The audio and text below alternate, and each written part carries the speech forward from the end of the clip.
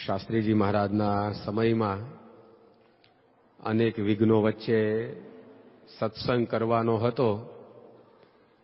તે વખતે હરિભક્તો કેવા શૂરવીર થઈને સત્સંગ કરતા એનું આ કીર્તન હમણાં આપણે સાંભળ્યું. જે દુઃખ થાય તે થાજો રે રૂડા સ્વામીને ભજતા.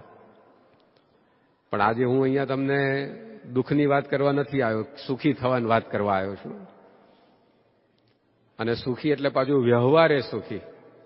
આધ્યાત્મિક રીતે તો આપણને સ્વામી બાપા મળે એટલે સુખિયા થઈ જ ગયા છે. મોક્ષની કઈ ચિંતા આપણે હવે કરવાની નથી. પણ વ્યવહારે સુખી થવાની બધાની ઈચ્છા હોય છે. ભગવાન મળ્યા હોય એને વ્યવહારે સુખી થવું હોય, ના મળ્યા હોય એને થવું હોય. ભજન ભક્તિ સત્સંગ સેવા આ બધું જ વ્યક્તિ કરતો હોય, તેમ છતાંય વ્યવહારે સુખિયા થઈએ એવી ઈચ્છા એ દરેકને રહેતી હોય છે.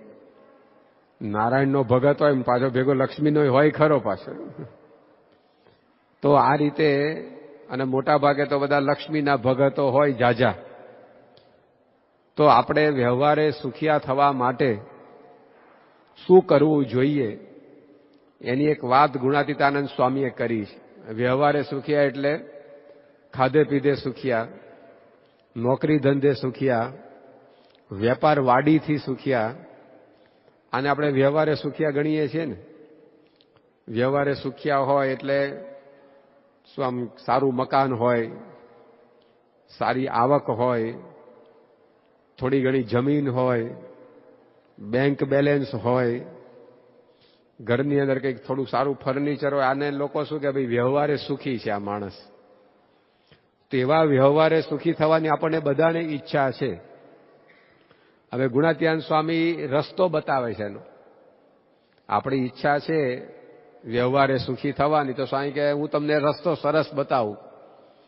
એ રસ્તે તમે ચાલશો તો જરૂર વ્યવહારથી સુખિયા થઈ શકશો. તેમાં ગુણાતીતાનંદ સ્વામી જે વાત કરે છે આપણે પહેલા વાંચીએ. સ્વામિનારાયણ હરે સ્વામીએ વાત કરી છે, જેને વ્યવહારે સુખિયા થવું હોય તેણે ભગવાનનો 10મો 20મો ભાગ કાઢવો. અને આ લોકનું સુખ દુઃખ બેય મિથ્યા છે.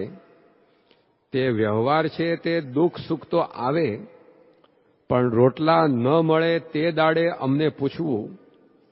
ને જેને રોટલા જોઈતા હોય તેણે 10મો ભાગ કાઢવો. સ્વામી શું કહે, જેને વ્યવહારે સુખિયા થવું એટલે આપણા બધાની વાત છે ને. અહીંયા બેઠેલામાંથી બધાને એન્જિનિયર નહીં થવું હોય, જોજો.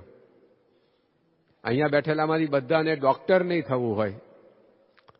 અહીંયા બેઠેલામાંથી બધાને વડાપ્રધાન નહીં થવું હોય. કોકને થવું હોય તો કહેજો, પાછા અમને ખાનગીમાં અભિષેક કરશું તમારા માટે, મારા તમારી ઈચ્છા પૂરી કરે. પણ જો બધાને વડાપ્રધાન નથી થવું, બધાને ડોક્ટર નથી થવું, બધાને વકીલ નથી થવું, બધાને એન્જિનિયર નથી થવું, પણ સુખી તો બધાને થવું છે કે નહીં? જેને સુખી ના થવું હોય એ આંગળી ઊંચી કરો તો ભાઈ દુઃખી થવાનો ઉપાય બતાવીએ એને. તો જો ગામડાનો માણસ હોય, શહેરનો હોય, ભણેલો હોય, અભણ હોય, નાનો હોય, મોટો હોય, જુવાન હોય, વૃદ્ધ હોય, બાઈ હોય, ભાઈ હોય, દેશનો હોય, પરદેશનો હોય, બધાને વ્યવહારે સુખી થવું છે. અને રાત દાડો માણસ મહેનત કરે છે, શેના માટે કરે છે? વ્યવહારે સુખી થવા માટે. નોકરી શાના માટે કરે છે માણસ? વ્યવહારે સુખી થવા. ભર તાપની અંદર ખેતી શાના માટે કરે છે? વ્યવહારે સુખી થવા. ટ્રેનોની અંદર હડિયા દોટા કરતા હોય છે, મુંબઈથી સુરત સુધી અપડાઉન કરેલો, તે ઘેર તો ખાલી સુવા ભેગો જ થાય ખાલી. કારણ કે 6 વાગે મુંબઈથી નીકળે, 12 વાગે સુરત પહોંચે, 12 થી 6 નોકરી કરીને પાછો નીકળે તે 12 વાગે રાત્રે ઘેર પહોંચે, પાછું સુવા જ ગયો ને ખાલી ઘેર. પણ તોય કેટલા લોકો અપડાઉન કરતા હોય, શેના માટે કરે? વ્યવહારે સુખી થવા માટે. તો જે કંઈ આપણા પ્રયત્નો, આપણે દિવસની 24 કલાકની ક્રિયા કરીએ છીએ, બધી ક્રિયાનો હેતુ શું છે કે કેમ કરીને આપણે વ્યવહારે સુખિયા થઈએ. તો હવે ગુણાતીતાનંદ સ્વામી એનો ઉપાય બતાવે છે કે જેને વ્યવહારે સુખિયા થવું હોય એને 15 વીઘા જમીન 25 વીઘા કરવી એવું બોલ્યા કે? જેણે વ્યવહારે સુખિયા થવું એને એક દુકાન બીજી દુકાન કરવી એવું બોલ્યા સ્વામી? જેને વ્યવહારે સુખિયા થવું હોય તો એના માટે સ્વામી આવો કોઈ ઉપાય નથી બતાવતા, પણ સ્વામી એક ઉપાય બતાવે છે. સ્વામી કે આપણે ભગવાનનો ભાગ કાઢતા શીખો તો કોઈ દાડો વ્યવહારમાં દુઃખ નહીં આવે, કોઈ દિવસ તમારા વ્યવહારની અંદર પ્રશ્ન નહીં આવે. એ સ્વામી આપણને ગેરંટી આપે છે. સ્વામી આપણને એની બાહેધરી આપે છે કે જેણે વ્યવહારે સુખિયા થવું હોય, જો થવું હોય તો, ના થવું હોય પછી તમે જેમ વર્તો એમ વર્તતા રહેવાનું. કારણ કે ખરેખર જો સુખી થવું હોય વ્યવહારમાં તો તમારે આટલું કરજો. આપણી દરેક ગૃહસ્થની સંપત્તિ બાબતે 4 ઈચ્છા હોય, પૈસા ટકા બાબતે 4 ઈચ્છા દરેક ગૃહસ્થને રહેતી હોય. એમાં એક તો સંપત્તિની પ્રાપ્તિ થાય એ ઈચ્છા હોય બધાને. પછી પાછી પ્રાપ્તિ થાય એટલાથી પૂરું ના થાય, પછી જે સંપત્તિ હોય ને એ વધતી જવી જોઈએ. કે આ વર્ષે 10 લાખનું ટર્ન ઓવર થયું તો આવતા વર્ષે 20 લાખનું ટર્ન ઓવર થવું જોઈએ. આ વર્ષે ખેતરની અંદર 15 લાખનો પાક પાક્યો તો આવતા વર્ષે 25 લાખનો પાકવો જોઈએ. આવી ઈચ્છા હોય છે ને બધાને. તો સંપત્તિ મળે એ પહેલી ઈચ્છા. પછી જે મળેલી સંપત્તિ પાછી વધતી જાય એવી દરેક ગૃહસ્થને ઈચ્છા હોય, એટલે તો ઓવરટાઈમ કરતા હોય ઘણા. પછી જે સંપત્તિ મળી હોય એ પાછી સુરક્ષિત રહે, પાછું કોઈ લઈ ના જાય, એમાંથી કંઈક ઓછું ના થાય, કંઈક આડીઅવળી ના થઈ જાય. આ ત્રીજી ઈચ્છા સંપત્તિ બાબતે રહેતી હોય છે. અને ચોથી ઈચ્છા એ સંપત્તિ એ આપણને સુખ આપે. પાછી તે સુખ ક્યારે આપે સંપત્તિ? જ્યારે સંપત્તિ શુદ્ધ હોય, એ લક્ષ્મી શુદ્ધ હોય તો એનાથી સુખ મળે. નહીંતર અશુદ્ધ લક્ષ્મી હોય તો કેટલાય ફેલ ફતુર જીવનમાં આવે પાછા. એટલે આ સંપત્તિ બાબતે 4 ઈચ્છા આપણા બધાની છે. એક તો સંપત્તિની પ્રાપ્તિ થાય, બીજું સંપત્તિની વૃદ્ધિ થાય, ત્રીજું સંપત્તિની શુદ્ધિ થાય, અને ચોથું એ સંપત્તિ સલામત રહે. તો આ 4 ઈચ્છા જે પૈસા બાબતે, સંપત્તિ બાબતે આપણી છે, એ જો પૂરી કરવી હોય તો સ્વામી એનો ઉપાય બતાવ્યો કે ભગવાનના માટે 10મો 20મો ભાગ આપણે કાઢવો. એની અંદર આપણી 4 ઈચ્છાઓ પૂરી થઈ જાય. તો તમને પ્રશ્ન થાય કે ભાઈ સંપત્તિ મળવાની ઈચ્છા છે, તો આપવાનું આવ્યું ભગવાનને, તો એમાં કેમનું અમને મળવાનું છે? ઉલટાનું જે હોય એ ઓછું થાય ને. કોકને તમે આપો તો તમારી પાસેથી એટલું ઓછું થાય. તો આપણે ભગવાનને આપીએ, આપણે ધર્માદો આપીએ તો એ તો આપણા ઘરમાંથી એટલા પૈસા ઓછા થાય. તો આમાં આપણી ઈચ્છા તો સંપત્તિની પ્રાપ્તિની છે, આ તો ઓછા થવાની વાત આવી. પણ જ્યારે જગ્યા બદલાય ને ત્યારે આપવાની અંદર ઘણીવાર મળતું હોય છે. જોજો, તમે મુઠ્ઠી દાણા હાથમાં લઈને જતા હો અને દાણા છે એની મુઠ્ઠી ખુલી જાય અને રોડ ઉપર એ દાણા પડે તો લોકો શું બોલે? દાણા વેરાઈ ગયા. શું બોલે? ત્યાં કોઈ આના હાથમાંથી દાણા વેરાઈ ગયા. પણ એના એ જ મુઠ્ઠી દાણા ખેતરની અંદર ખેડૂત નાખે તો લોકો શું બોલે? દાણા વવાઈ ગયા.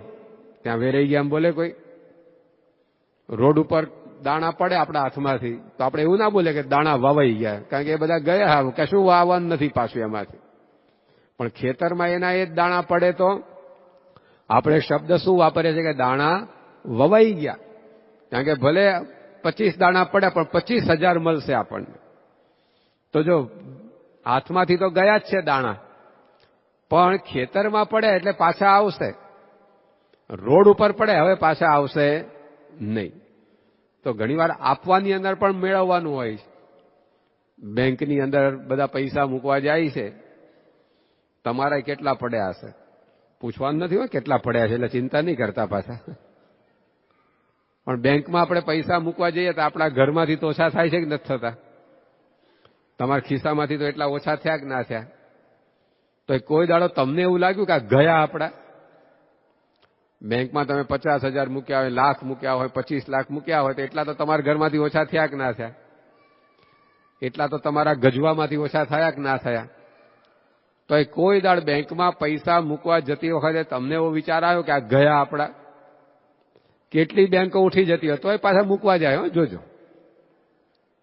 તો જો બેંકના પૈસા મૂકી આપણને ખબર છે કે બેંકમાં મૂકેલા પૈસા એ પાછા આવવાના જ છે, એ કંઈ ગયા નથી. એમ ભગવાનને આપેલું એ હંમેશા એ પાછું આવવાનું છે, અને આવ્યું છે બધાને, નથી આવ્યું એવું નહીં. એટલે અહીંયા આપવાની અંદર પણ આપણને મળે છે, અને કેટલા ગણું મળે તમે જુઓ. શ્રીજી મહારાજ એકવાર વિસનગરની બાજુમાં એક ગામ છે ત્યાં આગળ પધાર્યા હતા. ત્યાં આગળ એક હરિભક્ત રહેતા હતા. ગામનું નામ દેવળા, અને તે એક હરિભક્ત રહેતા એમનું નામ હરખાશા. મહારાજ એમના ત્યાં અચાનક બપોરે 12 વાગે પહોંચ્યા. એટલે પેલા હરખાશા રાજી એ થયા અને મૂંઝવણમાંય પડ્યા. રાજી એટલા માટે થાય કે આપણા ઘેર ભગવાન વણ તેડે આવ્યા. ભગવાને તો આમ ઋષિ મુનિઓ જંગલમાં હજારો વર્ષ સુધી તપ કરીને મરી ગયા તો દર્શન આપવા આવ્યા નથી, ને આપણા ઘેર સામે ચાલીને આવ્યા, રાજી થયા. પણ મૂંઝવણ એ નહીં થઈ કે ભાઈ જમાડશું શું એમને? કારણ કે એટલી બધી ગરીબ પરિસ્થિતિ હતી આ હરખાશાની. રોજે રોજનું કમાય ને રોજે રોજનું ખાય. એટલે બિચારા મૂંઝવણમાં પડી ગયા કે આપણે તો હવે હાંજે રોટલા ટીપીએ છીએ, દાડે તો કંઈ ખાતા પીતા છીએ નહીં. અને મહારાજ આયા, હવે શું જમાડશું એમને? પત્નીને જઈને વાત કરી. ત્યારે એમના પત્નીએ કહ્યું કે શું મૂંઝાવ છો? લો અમારા ઘરેણા છે એ તમે ગામમાં જઈ અને ગીરવે મૂકી આવો, અને એમાંથી જે પૈસા આવે એનું સીધું લેતા આવો, અને આપણે મહારાજને રસોઈ કરીને જમાડીએ. એટલે એમના પત્નીએ પોતાના ઘરેણા આપ્યા તો પેલા હરખાશા લઈને નીકળ્યા અને સરાફ પાસે એને ગીરવે મૂક્યા, અને જે કંઈ પૈસા આવ્યા એમાંથી પછી એમણે સીધું લીધું અને પત્નીને કહ્યું કે લે તું રસોઈ કર. અને રસોઈ કરી પછી મહારાજને સરસ મજાનો થાળ તૈયાર કરીને જમવા બેસાડ્યા. અને મહારાજ જમતા જાય અને હરખાશા જોડે વાત કરતા જાય. મહારાજે કહ્યું કે હરખાશા, તમે આમ પૈસે ટકે હારા સુખી લાગો છો. આ કલાક 2 કલાકમાં તો આ લાડુ ને દાળ ને ભાત ને ભજીયા ને શાક ને આ બધું તૈયાર કરી નાખ્યું. તો હરખાશાએ કહ્યું કે મહારાજ તમારી કૃપાથી સુખિયા છીએ. મહારાજ કે અમારી કૃપાથી સુખિયા હો તો અમારે અત્યારે તાબડતોબ 500 રૂપિયાની જરૂર પડી છે, અમને આપશો? પેલા તો વીજળી પડ્યા જેવું થયું. કારણ એક તો ઘરેણા ગીરવે મૂકીને સીધાની રસોઈના ભેગા થયા હતા, અને આ મહારાજે તો 500 રૂપિયા પાછા કે અમારે સેવામાં જરૂર છે, અમને આપશો? ભગતને આમ બળ આવી ગયું. તેમના પત્ની પેલી વાત કરી, ઘરેણા મૂકીને આપણે સેવા કરીને ભગવાનને જમાડો આ તે. એટલે હરખાશાએ કહ્યું હા મહારાજ તમે જમી લો, ત્યાં સુધી વ્યવસ્થા કરી નાખું કે. અને પછી એ તો ગામમાં ગયા અને ત્યાંથી 500 રૂપિયા વ્યાજે લઈ આવ્યા. અને મહારાજને કહ્યું લો મહારાજ આ 500 રૂપિયા. માં કે તમે અમારી ભેગા હાલો, આપણા 500 રૂપિયામાંથી વિસનગર જઈ તુવેરની દાળ ખરીદવી છે. અને વિસનગર મહારાજ બજારમાં લઈ ગયા અને મહારાજે હરખાશાને કહ્યું કે પૂછો શું ભાવ ચાલે છે? તો 1 રૂપિયાની 4 મણ તુવેર દાળ મળતી હતી. એ જમાનામાં આટલો ભાવ હતો. મહારાજ ખરીદવા નીકળ્યા હતા. રૂપિયાની 4 મણ. માં કે લઈ લો 500 રૂપિયાની કે. તે 500 રૂપિયાની કેટલા મણ તુવેર દાળ લેવડાવી? 2000 મણ તુવેર દાળ. માં કે હવે તમારા ઘરમાં અહીંયા રાખજો, અમે તો આગળ વિચરણમાં જઈએ છીએ એટલે પછી મંગાઈ લઈશું, ભેગી લઈને ક્યાં ફરવી અમારે? સારું મહારાજ. તે પેલા બિચારા હરખાશાનું ઘર ગોડાઉન જેવું થઈ ગયું. કારણ કે 2000 મણ તુવેર દાળના કટ્ટા અંદર આવે ઘરમાં, તો બિચારા માંડ હાલવાની જગ્યા રહી. અને મહારાજ તો નીકળી ગયા. દિવસ ઉપર દિવસ વીતતા ગયા, પણ મહારાજ પેલી તુવેર દાળ મંગાવે નહીં પાછી. અને એમ કરતા કરતા આખું વરસ પૂરું થઈ ગયું તોય મહારાજે તુવેર દાળ મંગાવી નહીં. અને બીજા વર્ષે ભયંકર દુષ્કાળ પડ્યો. સોનું આપતા દાણા મળે નહીં એવી પરિસ્થિતિ આવીને ઉભી રહી. એ વખતે હરખાશાએ મહારાજને પત્ર લખ્યો. પત્ર શેના માટે લખ્યો? કે મહારાજ દુકાળ પડે છે, ખાવા મળતું નથી, આ 2000 મણ થોડીક લઉં, એના માટે લખ્યો? એના માટે નહીં. મહારાજને એમણે લખ્યું કે મહારાજ આ તમારી તુવેર દાળ તમે લેવડાવી છે ને જલ્દી મંગાવી લો અહીંયાથી. કારણ કે હવે કોઈને ખાવા મળતું નથી ને લૂંટફાટ વધશે, અને જો કોઈને ખબર પડી કે મારા ઘરમાં 2000 મણ તુવેર દાળ છે તો અહીંયા ધાડ પાડશે. અને આ તો તમારી તુવેર દાળ છે, હું સાચવી ન શકું તો હું પાપમાં પડું, માટે તમે આ તુવેર દાળ મંગાવી લો. ત્યારે મહારાજે વળતો કાગળ લખાયો. મહારાજ કે હરખાશ, આ તુવેર દાળ અમે અમારા માટે લેવડાવી નથી, તમે છે ને આમાંથી જેટલી જરૂર હોય એટલી રાખજો ને બાકીની બધી વેચી દેજો. તો હરખાશાને એના પત્ની 2 માણસ, હવે એને કેટલી જોઈએ તુવેર દાળ આખું વરસ, એટલે એ તો વેચવા માટે નીકળ્યા. અને જયારે વેચવા ગયા ત્યારે દુષ્કાળના લીધે ભાવ ફરી ગયા હતા. લીધી ત્યાં રૂપિયાની 4 મણ હતી, વેચવા નીકળ્યા ત્યારે 4 રૂપિયાની 1 મણ થઈ ગઈ હતી તુવેર દાળ. અને 2000 મણ તુવેર દાળ વેચી તો 8000 રૂપિયા એ હરખાશાને મળ્યા. આપ્યા હતા કેટલા ભગવાનને? 500. અને 1 વર્ષમાં આયા કેટલા? 8000. કેટલા આયા? 16 ગણા આયા ને પાછા. છે કોઈ દુનિયા બેંક 1 વર્ષમાં 16 ગણા કરી આપે તમને? પેલા 5 વર્ષે ડબલ કરે છે ને કે 7 વર્ષે? અત્યારે કેટલો ગાળો ચાલે છે? મૂક્યા છે કે નહીં બેંકમાં પૈસા? 9 વર્ષે ડબલ કરે. લો, અમે તમારા જેવા હતા યુવકમાં તારે 5 વર્ષે ડબલની સ્કીમ ચાલતી હતી, અત્યારે 9 થઈ ગયા. તો 9 વર્ષે ડબલ, આ તો 1 વર્ષમાં 16 ગણા. 500 માંથી 8000. તો કઈ બેંકમાં પૈસા મૂકવા જોઈએ? યુનિયન બેંકમાં કે સ્વામિનારાયણની બેંકમાં? પછી સેન્ટ્રલ બેંકમાં મૂકવા જોઈએ કે અહીંયા આપવા જોઈએ? છે કોઈ દુનિયામાં તમને 1 વર્ષમાં 16 ગણા પાછા આપે એવું? જો આ ભગવાને કર્યું કે ના કર્યું? તો આપણે જયારે ભગવાનને આપીએ છીએ ત્યારે હંમેશા ભગવાન છેતરાય છે, લાભ આપણા ભાગે હોય છે. ભગવાનને ધર્માદો આપવો એટલે શું? ભગવાનને છેતરવાની વાત. કારણ કે એને તમે આપો એના કરતા આનંદ ગણું આલવાનું પાછું. તમે રૂપિયો આપો તો એને 1000 આપવાના, તો એ છેતરાયા કે ના છેતરાયા? જો બલિ પાસે ભગવાન આયા, વામનજી નાના બાળકનું રૂપ લઈને, અને બલિને કહ્યું કે ભિક્ષામ દેહી, મને ભિક્ષા આપો. બલિ કે બલિની પાસે જે એકવાર માગે છે અને ફરીવાર ક્યારેય માગવું પડતું નથી. એટલે કે હું એટલું બધું આપું છું લોકોને દાનમાં કે જિંદગીમાં બીજી વાર એને હાથ લાંબો કરવો જ ના પડે કોઈની આગળ. બોલો, જે જોઈએ તે માગી લો. તો પેલા વામનજી બોલ્યા કે મારે ભાઈ જાજુ જોઈતું નથી, મારે 3 ડગલા પૃથ્વી જોઈએ છે. તો બલિ રાજા હસવા માંડ્યો.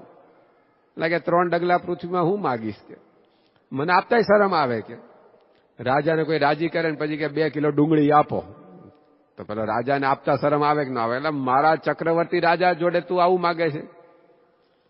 એમ બલિ રાજા કે હું ચક્રવર્તી રાજા છું અને તું 3 પગલા પૃથ્વી મારી જોડે માગે, અને તું આમ કૂદી કૂદીને પગલા ભરે તો કેટલા ભરાય? નાનું બાળક કૂદકો મારે તો કેટલા ફૂટનો થાય? ઓછો કે 50 ફૂટનો કૂદકો મારી શકે? બહુ તો 2 ફૂટનો કૂદકો મારે બાળક, કેટલું કૂદકો મારી શકે? તો કે આમાં શું માગ્યું તમે? કંઈક બીજું માગો. વામનજી કે ના, જે માગ્યું એ બરાબર છે. બલિ રાજા કે સારું, ત્યારે આપી તમને 3 ડગલા પૃથ્વી. એમ નહીં કે હાથમાં પાણી લઈને સંકલ્પ કરો. કે એટલે બલિ રાજા સંકલ્પ કર્યો અને 3 ડગલા પૃથ્વી કૃષ્ણાર્પણ બોલ્યા. અને જ્યાં બલિ રાજા આવો સંકલ્પ કર્યો ત્યાં વામનજીએ પોતાનું પોત પ્રકાશ્યું અને મોટું વિરાટ સ્વરૂપ ધારણ કર્યું. અને 1 ડગલામાં તો આખી પૃથ્વી માપી લીધી. બીજા ડગલામાં છેક સ્વર્ગ સુધી બલિનું રાજ્ય તો ત્યાં સુધી પહોંચી ગયા. પછી ભગવાને પૂછ્યું, બોલ હવે 3જું ડગલું ક્યાં મૂકું? 2 ડગલામાં તો બધું આવી ગયું તારું. ત્યારે બલિ રાજાએ કહ્યું, આપણા જેવા તો પેલા કોર્ટમાં કેસ જ કરીએ હો, કે તમે જયારે વરદાન માંગ્યું ત્યારે જેટલા હતા ને એટલા રહીને પગલા ભરો. કે સ્વરૂપ કેમ વધાર્યું? કે એ નહીં ચાલે. કે આપણે તો દાવો કરીએ અમે, તમે નાના હતા એવા ને એવા રહીને પગલા ભરો, કે આવા મોટા થઈને પગલા નહીં ભરવાના. અને વાતે સાચી છે ને, જે વખતે તમે આમ દસ્તાવેજ કર્યો એ વખત જે ભાવ ચાલતો એ જ ભાવે પછી જમીન વેચવાની લેવાની હોય ને, પછી તમે 5 વર્ષ પછી ભાવ વધી ગયા ને પછી તમે વધારે માગો તો પેલો કહે ભાઈ દસ્તાવેજમાં તમે જે પ્રમાણે લખ્યું એ પ્રમાણે માગો. 5 વર્ષમાં ભાવ વધી ગયા પણ તમે દસ્તાવેજ કર્યો ત્યારે તો આટલા ભાવ હતા એટલે એટલા ભાવમાં જ પછી લે વેચ કરવાની હોય ને. એમ જે વખતે ભગવાને વરદાન માગ્યું ને બલિ આપ્યું એ વખતે ભગવાન જેવા હતા, નાના બાળક જેવા, એવા રહીને ડગલા ભરવાના હોય ને.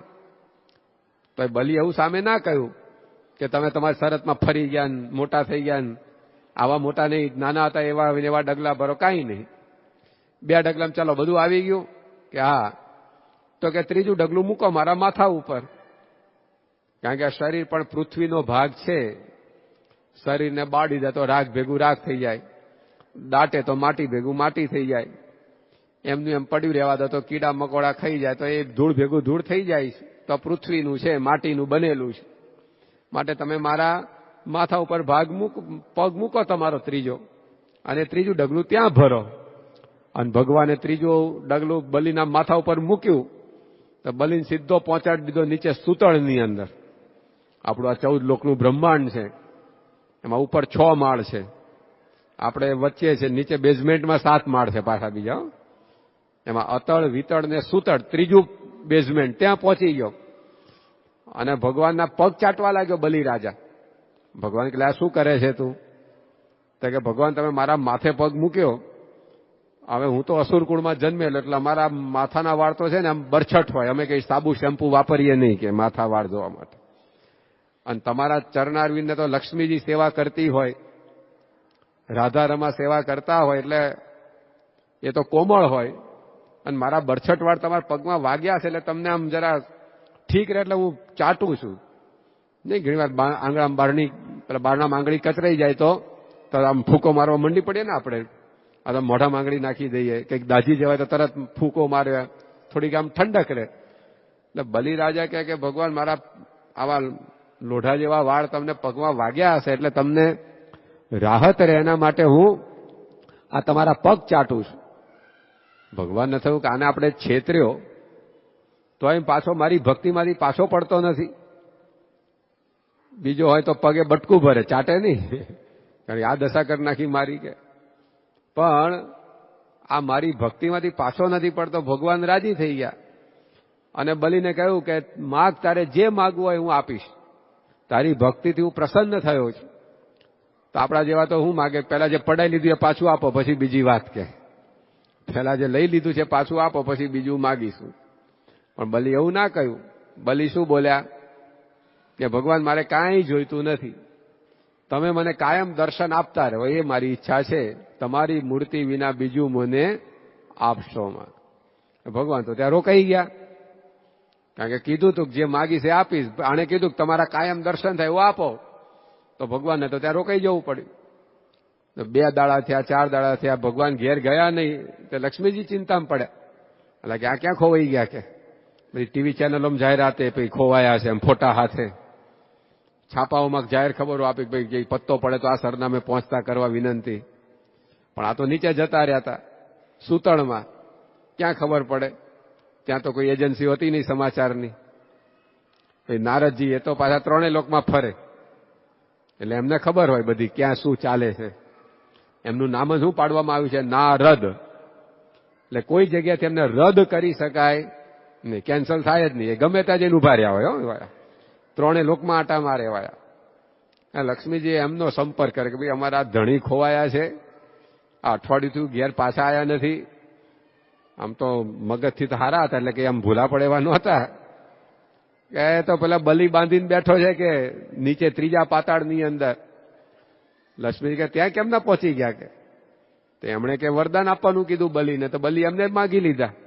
એટલે કે આ તો ભારે કરી કે છતે ધણીને રંડાપો ગાળવાનો આપણે કે.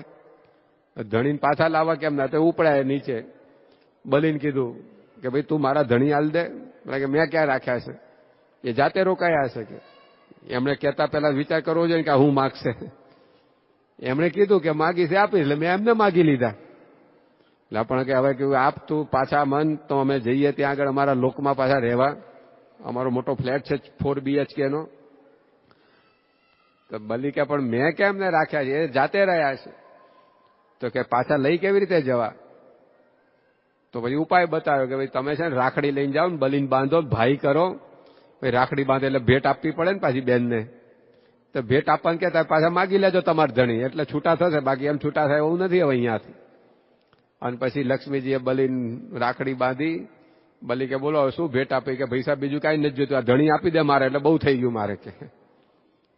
ભગવાન કે ભાઈ હવે હું સર્વ સંકટમાં આવી ગયો, કે બલિને કીધું છે ને આ બલિ કે મેં આ લક્ષ્મીજીને કીધું હવે જે જોઈએ આપશું.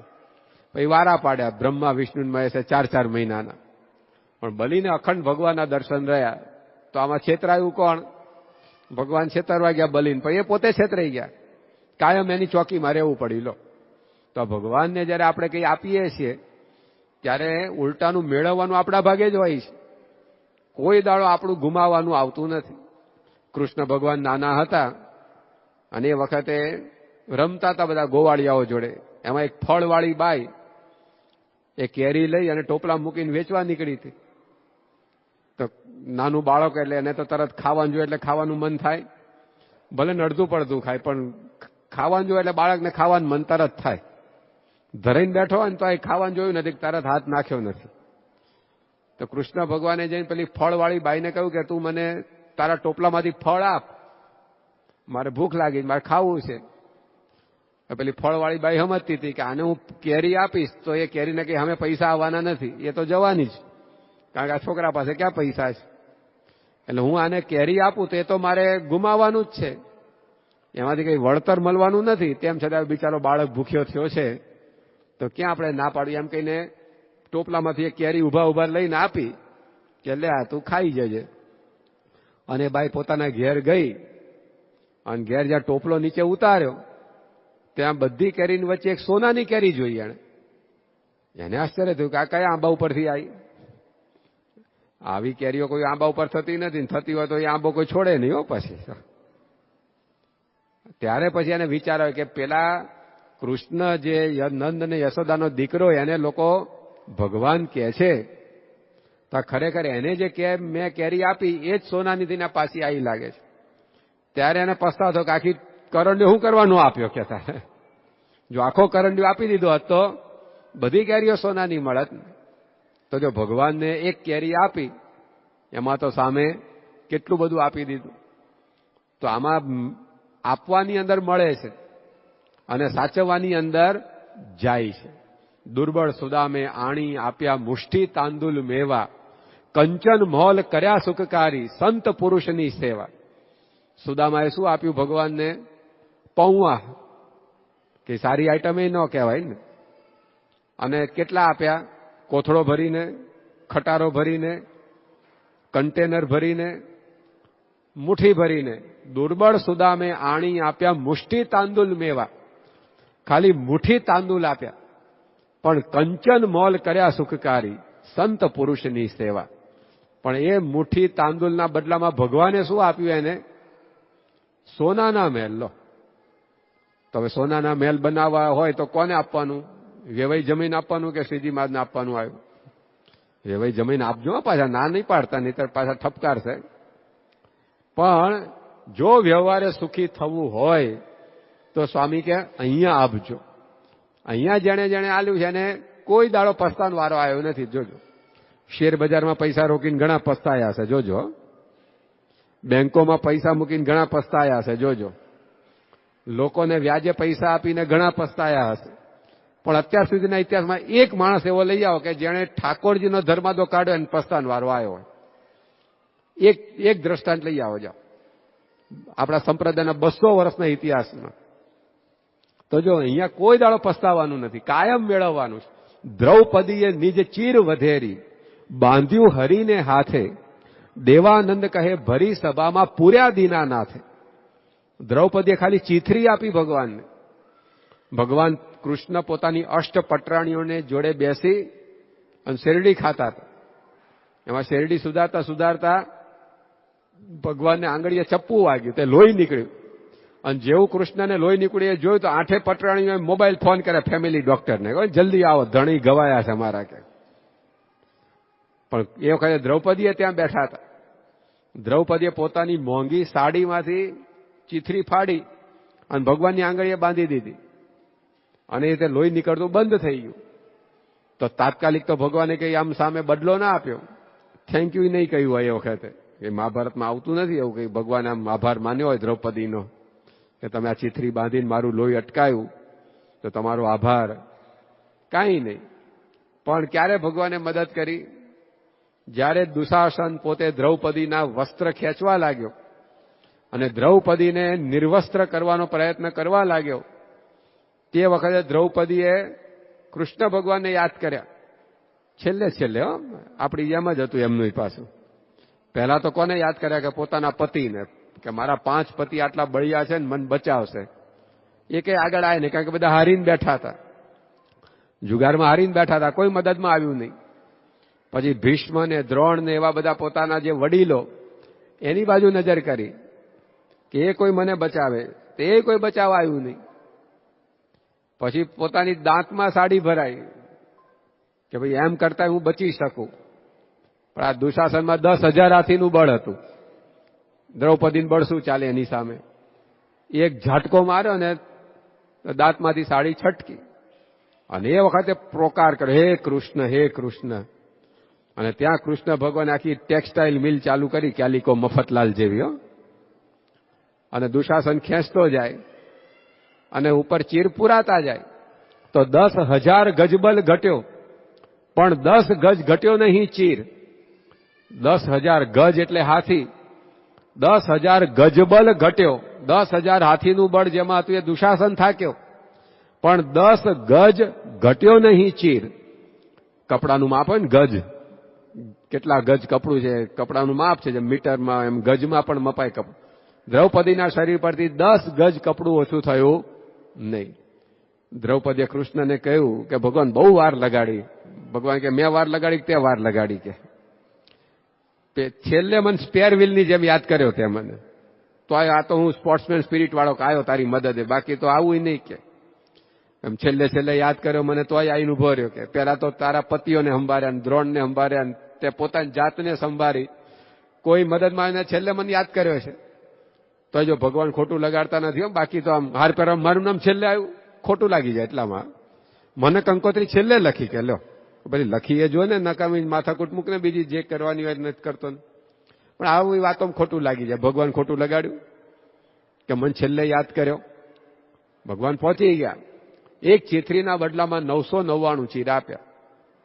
ગુણાત્યાન સ્વામી એટલે બોલ્યા કે દુનિયાની અંદર દાન તો લોકો ઘણા કરે છે, પણ દ્રૌપદીની ચીથરી, સુદામાના તાંદુલ અને વિદુરની ભાજી એટલું લખાયું, બાકી બધું ભૂલાઈ ગયું. હવે આ ત્રણેય વસ્તુમાં શું આપ્યું? દુનિયામાં સાંઈ કે દાન તો ઘણા કરે છે, કેટલું લોકો અન્નદાન કરે છે કે નથી કરતા? સદાવ્રતો ચલાવે છે કે નથી ચલાવતા? અન્ન ક્ષેત્રો ચલાવે છે કે નથી ચલાવતા? વસ્ત્રદાન કેટલું લોકો કરે? ખટારાઓ ભરીને કપડાઓનું દાન કરતા હોય લોકો. પણ સ્વામી કે બધું ભૂલાઈ ગયું. અને દ્રૌપદીની ચીથરી, વિદુરની ભાજી અને સુદામાના તાંદુલ આટલું લખાયું. તો કેમ લખાયું? એ કારણ કે યોગ્ય જગ્યાએ દાન કર્યું. યોગ્ય જગ્યાએ દાન. દ્રૌપદીએ ચીથરી આપી, પણ કોને આપી? કૃષ્ણને આપી. સુદામાએ તાંદુલ આપ્યા, પણ કોને આપ્યા? કૃષ્ણને આપ્યા. જો ભગવાનને જે તમે આપો છો ને, એ લોકો કાયમ યાદ રાખે છે, એનું ફળ પણ તમને અનેક ગણું મળતું હોય છે. તો આપવાનું સ્વામી કે અહીંયા છે. ભગવાનના માટે જે ભાગ કાઢે છે એ હંમેશા મેળવે છે. કોઈ દાડો એના ઘરમાં ખૂટતું નથી, કોઈ દાડો એને પસ્તાન વારો આવતો નથી. તો અહીંયા આપણને ગુણાત્યાન સ્વામી એટલે કહે છે કે જેને વ્યવહારે સુખી થવું હોય એને ભગવાનનો પોતાની આવકમાંથી 10મો 20મો ભાગ કાઢો. કોઈ દાડો વ્યવહારે દુઃખ નહીં આવવા દે. બધી પ્રકારે તમારી રક્ષા કરશે ભગવાનને સંત. તો આપણને એ સ્વામીએ સમજાવ્યું કે વ્યવહારે સુખી થવા માટે એક વીરજી સોની હતા, મૂળીમાં રહેતા હતા. સુરેન્દ્રનગરની બાજુમાં છે ને મૂળી ગામ, ત્યાં વીરજી સોની રહેતા હતા. એકવાર બ્રહ્માનંદ સ્વામી પાસે ગયા અને બ્રહ્માનંદ સ્વામીને કહ્યું કે સ્વામી, મારે આ જરા વ્યવહારમાં સંકટ આવ્યું છે, એ દૂર થાય એવા કંઈ આશીર્વાદ આપો. અને જો મારી મુશ્કેલી દૂર થશે ને તો તમે કહો એટલી સેવા હું મંદિરમાં કરીશ. બ્રહ્માનંદ સ્વામીએ મહારાજને પ્રાર્થના કરીને આશીર્વાદ આપ્યા કે જાઓ ભાઈ, તમારું કામ પૂરું થઈ જાય અને જે વિઘ્ન આવ્યું છે દૂર થઈ જાય. અને સ્વામીના આશીર્વાદથી પેલા વીરજી સોનીનો પ્રશ્ન ઉકલી ગયો. એટલે વીરજી સોની બ્રહ્માનંદ સ્વામી પાસે આવ્યા કે સ્વામી, તમારા આશીર્વાદથી મારું કામ પૂરું થઈ ગયું છે, હવે તમે કહો એ સેવા હું મંદિરમાં કરું. તમે કહો તો હું ચાંદીના કમાડ કરાવી દઉં મંદિરમાં, તમે કહો તો હું મંદિરને આટલી જમીન ભેટમાં આપું, તમે કહો તો હું આમ પાકા થાળ બાંધી દઉં મંદિરમાં. ત્યારે બ્રહ્માનંદ સ્વામીએ કહ્યું કે ભાઈ એવી કોઈ જરૂર નથી, પણ તમે ઠાકોરજીનો નિયમિત 10મો ભાગ કાઢવાનું રાખજો. તમારી જે આવક થાય એમાંથી ઠાકોરજી માટે 10મો ભાગ તમે કાઢજો. પેલા કે સ્વામી ભલે. અને વીરજી સોની બ્રહ્માનંદ સ્વામીના કહેવાથી આ 10મો ભાગ આવકનો કાઢતા ગયા તો તદ્રુપાનંદ સ્વામીની વાતો નામનું પુસ્તક છે આપણા સંપ્રદાયમાં. એમાં લખ્યું છે કે ઘરમાં રૂપિયા રાખવાની જગ્યા રહી નહીં, એટલી આવક ભેગી થઈ કે આમ કઈ જગ્યાએ સંપત્તિ મૂકવી એ પ્રશ્ન આવ્યો. તો જો 10મો ભાગ ખાલી ઠાકોરજીનો કાઢવાનો ચાલુ કર્યો, એમાં તો તદ્રુપાન સ્વામી કહે છે કે એને ઘરમાં પૈસા રાખવાની જગ્યા ના રહી, એટલું મહારાજે સામે એને આપ્યું. તો હરિને ભજતા હજી કોઈની લાજ જતા નથી જાણી, એમ હરિને આપતા પણ હજી કોઈની લાજ જતા જાણી નથી. તમે કેટલાને પૈસા આપ્યા છે ને કેટલાને ગયા હશે, જોજો. આપીને પછી કોણે લીધા ને કોણે દીધા ફરી જાય માણસ. આમ લખત કર્યું હોય ને તોય પાછા ન આપે. પણ અહીંયા એવું નથી.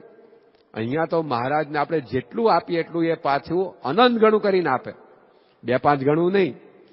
બોચાસણની બાજુમાં ધર્મજ ગામ છે, એ ધર્મજ ગામમાં પ્રતિષ્ઠા થતી હતી. અને પ્રતિષ્ઠાની મહાપૂજામાં દક્ષિણાનો સંકલ્પ આવ્યો. અને મહાપૂજા કે એમાં દક્ષિણા કરવાનો સંકલ્પ આવે ને, હાથમાં હાથ પાણી લઈને આટલી દક્ષિણા આપીશ આ મહાપૂજા રૂપે. તો બ્રાહ્મણ જે વિધિ કરાવતા હતા એ પોતે એની બોલી પ્રમાણે એવું બોલ્યા કે આજે ભગવાન અહીંયા બેસી રહ્યા છે, પ્રતિષ્ઠા થઈ રહી છે, માટે આજે બધા દક્ષિણાનો સંકલ્પ કરો. ને આ ભગવાન બેઠા છે તો 1 ગણું દાન ને 1000 ગણું પુણ્ય કે. તો સ્વામીએ ભૂદેવને અટકાયા, બ્રાહ્મણને. ભૂદેવને કીધું કે ભાઈ તમે 1 ગણું દાન ને 1000 ગણું પુણ્ય એમ નહીં, 1 ગણું દાન ને અનંત ગણું પુણ્ય એમ બોલો કે. આ તો શ્રીજી મહારાજને આપવાનું છે દક્ષિણા કે. તો 1000 ગણું નહીં, મારા તો અનંત ગણું આપણને આપે પાછું. આ સ્વામીએ સુધારો કરે, શાસ્ત્રમાં ભલે કે 1 ગણું દાન ને 1000 ગણું પુણ્ય લખ્યું હોય, પણ સ્વામી કે અહીંયા તો શ્રીજી મહારાજ સાક્ષાત હવે બિરાજમાન થાય છે, માટે અહીંયા જે આપશે એને 1 ગણાની સામે અનંત ગણું મળશે. તો આ રીતે આપણા જીવનની અંદર આપણી જે ઈચ્છા છે ને કે સંપત્તિ વધતી જવી જોઈએ, જે વધશે ક્યારે? એ ઓવરટાઈમ કરવાથી કંઈ વધવાનું નથી. 1ની 2 ફેક્ટરીઓ કરશે એમ વધે એવી નથી, ભગવાનને આપવાથી એ વધવાની છે. એટલા માટે સ્વામી કે આપણે આ એક નિયમ રાખવો. શિક્ષાપત્રીમાં મહારાજે લખ્યું કે આપણે પૂજા કરવી ને આપણે પૂજા કરીએ છીએ. શિક્ષાપત્રી મહારાજે લખ્યું કે એકાદશી કરવી તો આપણે એકાદશી કરીએ છીએ. શિક્ષાપત્રીમાં મહારાજે લખ્યું કે ડુંગળી લસણ ન ખાવા તો આપણે ડુંગળી લસણ નથી ખાતા. શિક્ષાપત્રીમાં લખ્યું કે તમાકુ, દારૂ વગેરે કેફી પદાર્થોનું સેવન ન કરવું તો આપણે એ નથી કરતા. તો એમ શિક્ષાપત્રીમાં મહારાજે આ પણ વાત લખી 147માં શ્લોકમાં, નિજ વૃત્યુદ્યમ પ્રાપ્ત ધન ધાન્યાદિતશ્ચ તૈહિ અર્પ્યો દશાંશઃ કૃષ્ણાય વિંશોષસ્ત્વીહ દુર્બલૈહિ. કે પોતાની વૃત્તિ એટલે કે વેપાર ધંધા, ઉદ્યમ એટલે કે પુરુષ પ્રયત્ન, એનાથી પ્રાપ્ત થયેલું ધન અને ધાન્ય, એમાંથી ભગવાનને 10મો ભાગ આપવો. જે વ્યવહારે દુર્બળ હોય એને 20મો ભાગ આપવો, પણ કંઈક આપવું. એકવાર એક હરિભક્તે પૂછ્યું સંતોને કે સ્વામી મારે કેટલું આપવું ધર્માદામાં? તો સંતોએ કહ્યું તમારે જેટલું જોઈતું એટલું આપજો, ઓછું આપશો એટલું ઓછું આવશે, પાછું વધારે આપો તો દાણા કેટલા ખેતરમાં વાવવા, જેટલા જોઈતા હોય એટલા વાવ. ભાઈ તું ખેડૂત પૂછે કોઈ કે કેટલા દાણા વાવવા મારે? જેટલા 1000 ગણા જોઈતા એટલા વાવ. તાર 25000 ગણા જોઈતા તો 25 વાવ, 50000 ગણા જોઈતા હોય તો 50 વાવ, 1,00,000 ગણા જોઈતા હોય તો 100 દાણા વાવ. એમ કેટલું આપવું જોઈએ ભગવાનને? તો જેટલું તમારે વધારે જોઈતું હોય એટલું આપવાનું એને. કારણ કે આ બેંક એવી છે, યોગી બાપા કહેતા કે દેના બેંક છે, અહીંયા કોઈ દાડો કંઈ ખૂટતું નથી. તો જેટલું આપીએ એટલું સામે પાછું આવવાનું છે. આ સૂર્ય છે એ તળાવનું પાણી, નદીનું પાણી શોષે છે. ઉનાળામાં સુકાઈ જાય ને નદી તળાવ બધા, પણ એ કઈ સૂર્ય નદીને તળાવને સૂકવી નાખવા માટે પાણી શોષે છે કે ચોમાસામાં ભરવા માટે? એ જે પાણી શોષ્યું હોય એ પાછું ચોમાસામાં કેટલું વરસાવે છે. એમ ભગવાન પણ એવા છે, એ આપણું લે છે પણ આપણને પાછા ભરવા માટે. યોગી બાપા એકવાર ગોંડલની બાજુમાં ખોખરી ગામ છે ત્યાં પધાર્યા હતા, અને ત્યાં આગળ એક લવજી આતા કરીને હરિભક્ત રહેતા હતા, ખેડૂત હરિભક્ત. સ્વામીએ એમના ઘેર જઈને વાત કરી કે અમે ગોંડલ મંદિરનો, અક્ષર મંદિરનો ધર્માદો ઉઘરાવા આવ્યા છીએ, તમે શું આપશો મંદિરમાં ધર્માદામાં? ત્યાં લવજીભાઈએ જેવું હતું એવું કહ્યું. સ્વામી કે મારે 10 મણ બાજરી પાકી છે, અમે 15 જણ ખાનારા છીએ કુટુંબમાં, અને આખું વર્ષ એમાં અમારે કાઢવાનું છે. હવે તમે કહો હું ધર્માદામાં આપું. શું વાત કરી કે 10 મણ બાજરી થઈ છે, 15 જણા ખાનારા છીએ અને આખું વર્ષ એમાં કાઢવાનું છે. તો બીજો કોઈ હોય તો શું કે ના ના ભાઈ તમારે જરૂરત કહેજો, અમે મંદિરમાંથી આપશું, કે આની જોડે હવે મંગાય. કારણ કે બિચારા જોડે પોતા પાસે જ કાંઈ નથી, અને આખું વર્ષ કેવો છે બાજરા ચાવવાના હોય, તો બાજરાની બદલેમાં ચોખા લેવાના હોય, બાજરાની બદલીમાં પછી તુવેર લેવાની હોય, બાજરાના બદલાની અંદર પછી કંઈક બીજું અનાજ લેવાનું હોય, તેમાંય બાજરો વપરાઈ જાય. તો 10 મણ બાજરો 15 જણ ખાનારા વર્ષ સુધી ચલાવવાનું, કાંઈ બચે જ નહીં, 6 મહિનામાં ખૂટી જાય બિચારા. એટલે યોગી બાપા પેલા લવજીભાઈ કહ્યું કે સ્વામી મારે પરિસ્થિતિ આવી છે, તમે જે કોઈ હું ધર્માદાનમાં આપું. યોગી બાપાએ કહ્યું કે 2 મણ બાજરો આપો મંદિરમાં. કેટલો? 10 મણ બાજરામાં કે 2 મણ બાજરો મંદિરમાં આપી દો, અને બાકીનો છે ને કોઠીમાં ભરી દેજો, અને કોઠીમાં ઉપરથી કોઠીને બંધ કરી દેવાની, અને નીચે પેલું કાણું હોય સાણું, એમાંથી તમે કાઢતા રહેજો જેમ જરૂર પડે તેમ. એમ કે યોગી બાપાએ પોતાના ઠાકોરજી હરિકૃષ્ણ મહારાજ, જે અત્યારે સ્વામી બાપા પોતાની પૂજામાં રાખે છે, એ હરિકૃષ્ણ મહારાજને સાથે લઈને પધરામણીએ ગયા હતા. તો સ્વામીએ કોઠી ઉપર હરિકૃષ્ણ મહારાજને પધરાવ્યા, ધૂન કરી કે લવજીભાઈના દેશકાળ બધા સારા રહે, અને 2 મણ બાજરી લઈને યોગી બાપા નીકળી ગયા. હવે એ વખત આપણને એમ લાગે કે આ સ્વામી કઈ સમજે છે કે નથી સમજતા. પેલા 15 જણનું કુટુંબ છે, 10 મણ બાજરી થઈ છે, અને આખું વર્ષ ચલાવવાનું છે, એક દાણો ન લાવાય આમાંથી, અને 2 મણ બાજરી લઈ ગયા સ્વામી. આપણને કેવું લાગે? પણ પછી લવજીભાઈ યોગી બાપાએ કહ્યું એ પ્રમાણે પેલી કોઠીમાંથી બાજરી કાઢતા જાય જેમ જરૂર પડે તેમ તેમ. આખું વર્ષ પૂરું થયું તોય અંદરથી દાણા નીકળતા જ રહ્યા. પછી નવી બાજરી ખેતરમાં તૈયાર થઈ, અને એ ઘરમાં આવવાની હતી. એટલે લવજીભાઈને થયું કે હવે નવી જૂની બાજરી બે ભેગી કોઠીમાં કરવી, અને કરતા જૂની છે કાઢી લઈએ. અને કેટલી બચી હશે? માંડ 2-5 કિલો બચી હોય, કારણ કે આખું વર્ષ એમાંથી કાઢું છે આપણે. 8 મણ બાજરો આખું વર્ષ વાપર્યો તો કેટલો વધ્યો? થોડા ઘણા દાણા પડ્યા હશે. એમ કહીને આપણે કોઠી ઉગાડી, અંદર 8 મણ બાજરી એઝ ઇટ ઇઝ એમની એમ હતી. લો, એમની એમ બાજરી હતી બધી. તો આપવાની અંદર મળ્યું કે ગયું? યોગી બાપાને આપ્યું, તેમાં ફાવી કોણ ગયું? યોગી બાપા લવજી આતા. તો આપણે લાભ ખાટવો હોય તો સાંઈ કે આપવાનું. આપણા ઘરની અંદર કોઈ દાડો વ્યવહારે સ્વામી દુઃખ આવવા દેશે નહીં. સારંગપુરનું મંદિર થવાનું હતું, તો યોગી બાપા એની શાસ્ત્રી મહારાજ એની લખણી કરવા બેઠા. મંદિર થાય ત્યાં બધો ખરડો કરે ને, ભાઈ તમે કેટલી સેવા લખાવો, કેટલી સેવા લખાવશો. તો શાસ્ત્રીજી મહારાજ એ વખતે તો હવે 5-25 હરિભક્તો હતા, કે બહુ હતા નહીં, પણ સ્વામીએ કીધું કે આપણે સારંગપુરમાં મંદિર કરવું છે, તો જેને જેટલી શક્તિ એ પ્રમાણે સેવા લખાવો. તો આમે એક છગનભાઈ ખત્રી કરીને હરિભક્ત બેઠા હતા. એને શાસ્ત્રીમાં કહ્યું કે તમે કેટલી સેવા કરશો? તો છગનભાઈએ કહ્યું સ્વામી તમે કહો એ. શાસ્ત્રીમાં કે ના, તો તમે બોલો ને. કે ના સ્વામી, તમે કહેશો એટલી સેવા હું કરીશ. શાસ્ત્રીમાં કહ્યું સારું, ત્યારે લખો 35 રૂપિયા છગનભાઈના. એટલે બીજા બધા હરિભક્તો હતા ને, એ સ્વામીને સમજાવવા માંડ્યા કે સ્વામી, આ છગનભાઈ તો ગામડે ગામડે ફરીને સાયકલ ઉપર કાપડની ફેરી કરે છે, બિચારાને કઈ આવક જેવું જ નથી, આખી જિંદગીમાં 35 રૂપિયા નહીં આપી શકે, મારે તમે કંઈક ઓછું કરો આમાં. સ્વામી કે ના, હવે 35 રૂપિયા લખાય બરાબર છે, આપણે કીધા એ બરાબર છે. તો એ વળી પાછા બીજા હરિભક્તો સમજાવવા માંડ્યા શાસ્ત્રીજી મહારાજને કે સ્વામી પણ આ તો સાયકલ ઉપર બેન ગામડે ગામડે સાયકલની કાપડની ફેરી કરે છે, બિચારા માંડ માંડ પેટીયું રળે છે, માટે આમાં કંઈક તમે ઓછું કરો. આવું 4-5 વાર હરિભક્તોએ સ્વામીની વાત કરી. પછી શાસ્ત્રી મહારાજ અકળાયા થોડા.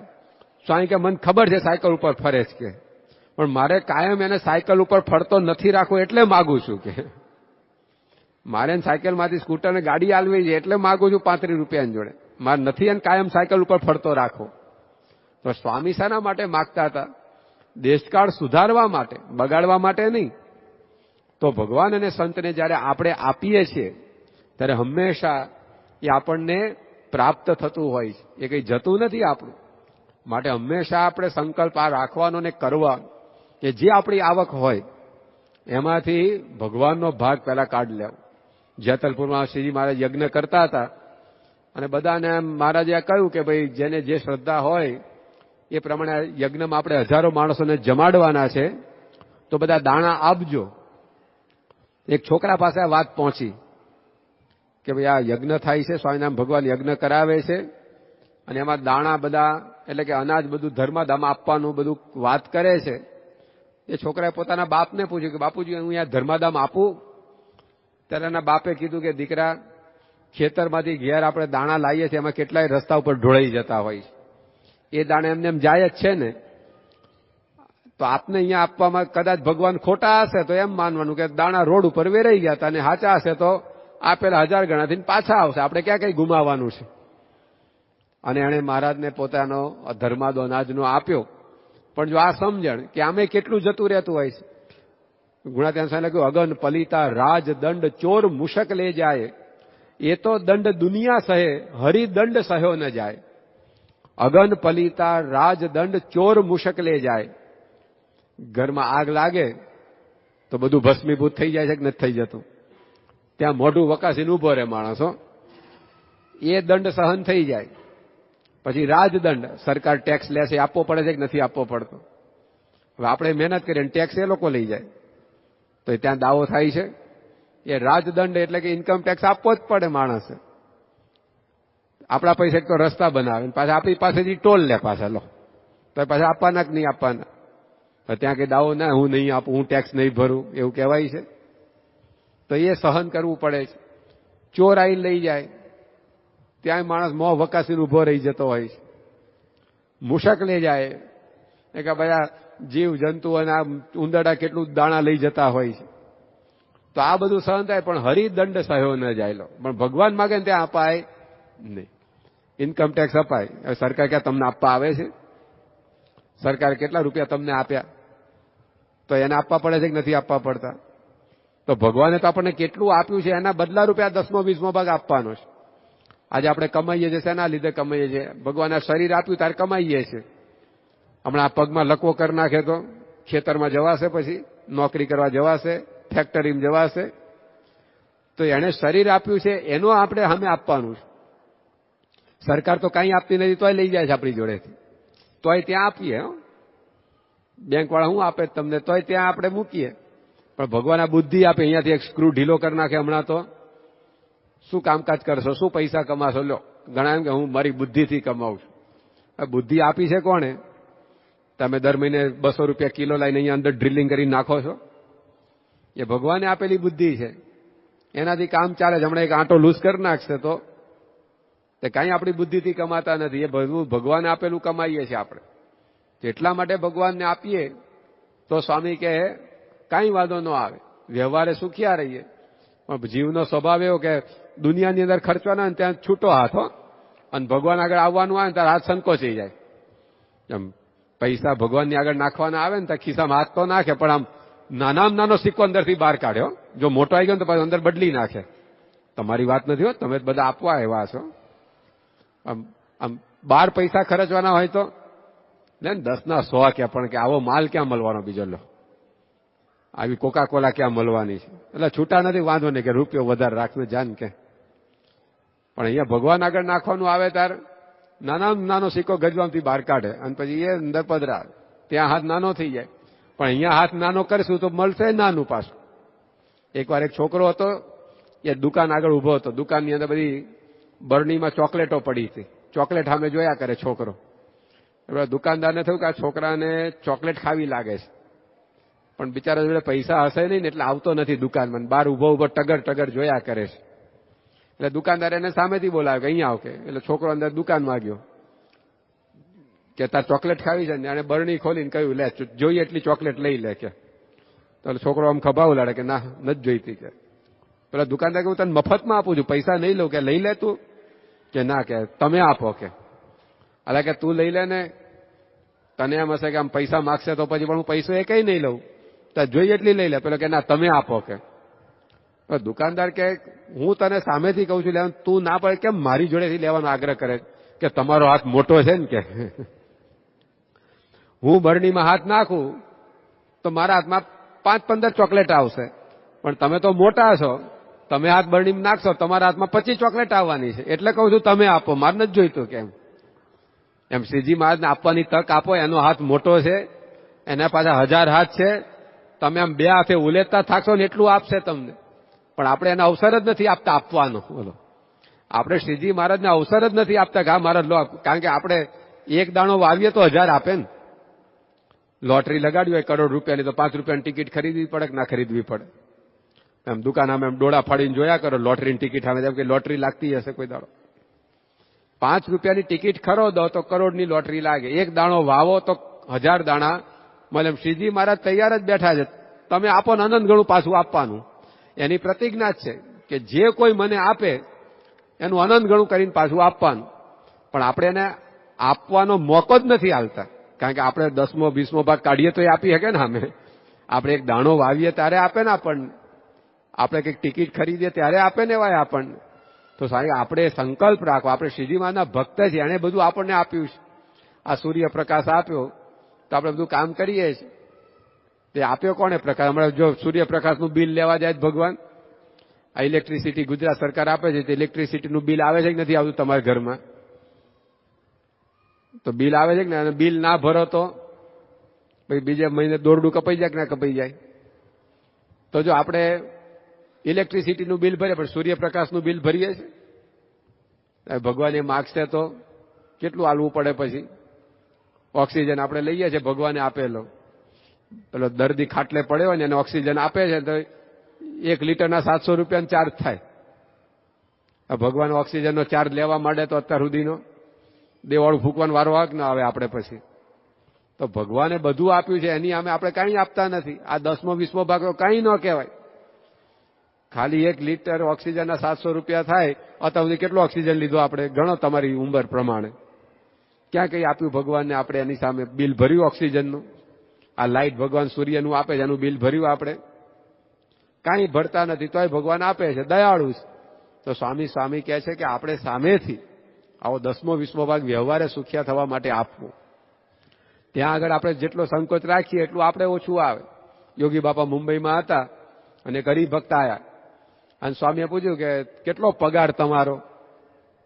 પેલા હરિભક્ત આમ જરા જમાનાના ખાધેલ હશે એટલે એને કહ્યું કે આ પગાર પૂછ્યા કંઈક માગવાના હશે, સેવા બેવા કંઈક. એટલે એનો પગાર હતો આમ 500 રૂપિયા અને આમ હતો 1400 રૂપિયા.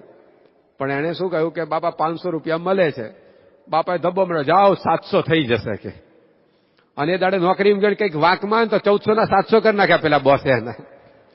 તો રડતો રડતો યોગી બાપા પાસે આવ્યો કે બાપા તમારા આશીર્વાદ લીધા ને મારું તો નખો જ ગયું કે. બાપા કે અમારા આશીર્વાદથી કોઈ દાડ કોઈનું કંઈ નખો જ ના જાય, ઉલટાનું બગડેલું એ સારું થાય. તમે આવું કેમ બોલો છો? કે બાપા તમે હવારે આશીર્વાદ આપ્યા ને કે જાઓ તમારો પગાર 700 થઈ જશે. બાપા કે આપ્યા હતા કે 700 થઈ ગયો. બાપા કે સારું થયું ને 200 વધ્યા. અરે કે 700 ઓછા થયા, હું 200 વધ્યા કે. બાપા કે એવું કેમ નતું? કે 1400 પગાર હતો પણ મેં તમારી આગળ 500 કીધો અને તમે 200 વધાર્યા તો 700 થયો. તો માથું કૂટ્યું, આડું 1400 કીધો હતો, આ તો 2000 કરવા બેઠા હતા. પણ ત્યાં સંકોચ રાખ્યો તો ત્યાં આગળ કપટ રખાતું હશે કોઈ દાડો? અહીંયા સાપ બધે વાંકો ચૂકો હાલે, પણ દર આવતા તો સીધા થવું પડે કે ન થવું પડે? એમ જો યોગી બાપાને તો એનો પગાર વધારવો હતો પણ ત્યાં ઓછો કહી દો, હા ઓછો થઈ ગયો બિચારા. લો તો આપણે અહીંયા બીજી બધી જગ્યા વાપરવામાં સંકોચ રાખવો, અહીંયા આપવામાં કોઈ દાડ સંકોચ ના કરવો. અહીંયા મળવાનું જ છે તમને, એ પાછું સામે આવવાનું જ છે. ગઢડામાં એ મહારાજ મંદિર બંધાવતા હતા અને ત્યાં આગળ એક ડોશીમાં દર્શન કરવા આવ્યા. મહારાજે ડોશીને પૂછ્યું કે ડોશી કઈ મરણ મૂડી ભેગી કરી છે કે નહીં તમે? ડોશીએ આમ જોરદાર બધા મેં વાગે એમ જમાનાના ખાધેલ સમજી ગયા કે આ મંદિર બંધાય છે, મરણ મૂડીનું પૂછે હાડું કંઈક માગશે હવે. એટલે મહારાજને કીધું કે હા મહારાજ મરણ મૂડી ભેગી થઈ છે અને 5000 મરણ મૂડીમાં અત્યાર સુધી બચાઈને ભેગા કર્યા છે. મારે કે અમારા મંદિર બંધાય છે, એમાં જરૂર પડી તમે 5000 રૂપિયા અમને આપશો? ડોશી કે હા મહારાજ તમે માગો ન અપાય મારાથી તો મારા જીવતરમાં ધૂળ પડી કહેવાય કે હમણાં ઘેરથી લઈને આવી જાઓ. અને ડોશી ઉપડ્યા. લોકોને એમ લાગ્યું કે આ ડોશી ખરેખર આજ્ઞા પાલક, મહારાજે કીધું નથી મરણ મૂડી લેવા ગયા. પણ ડોશી જતા જતા મલકાતા હતા કે હારું થયું 20000 ન કીધા, આ તો બધા માગી લે કે 5000 કીધા ને 5000 15000 તો આપણી પાસે રહેશે ને કે, કારણ કે મરણ મૂડી હતી 20000. પણ સમજી ગયા હતા કે આ મહારાજ મંદિર બંધાવે ને પૂછે છે એટલે માગી જ લેશે જેટલું કહીશું એટલું. એટલે એને 5000 કીધા હતા. 5000ની પોટલી લાઈન મહારાજને આપી કે લો મહારાજ આ 5000ની સેવા. મહારાજે હરજી ઠક્કરને કહ્યું કે લો આ સેવા સાચવી રાખજો, અમે માગીએ ત્યારે અમને આપજો.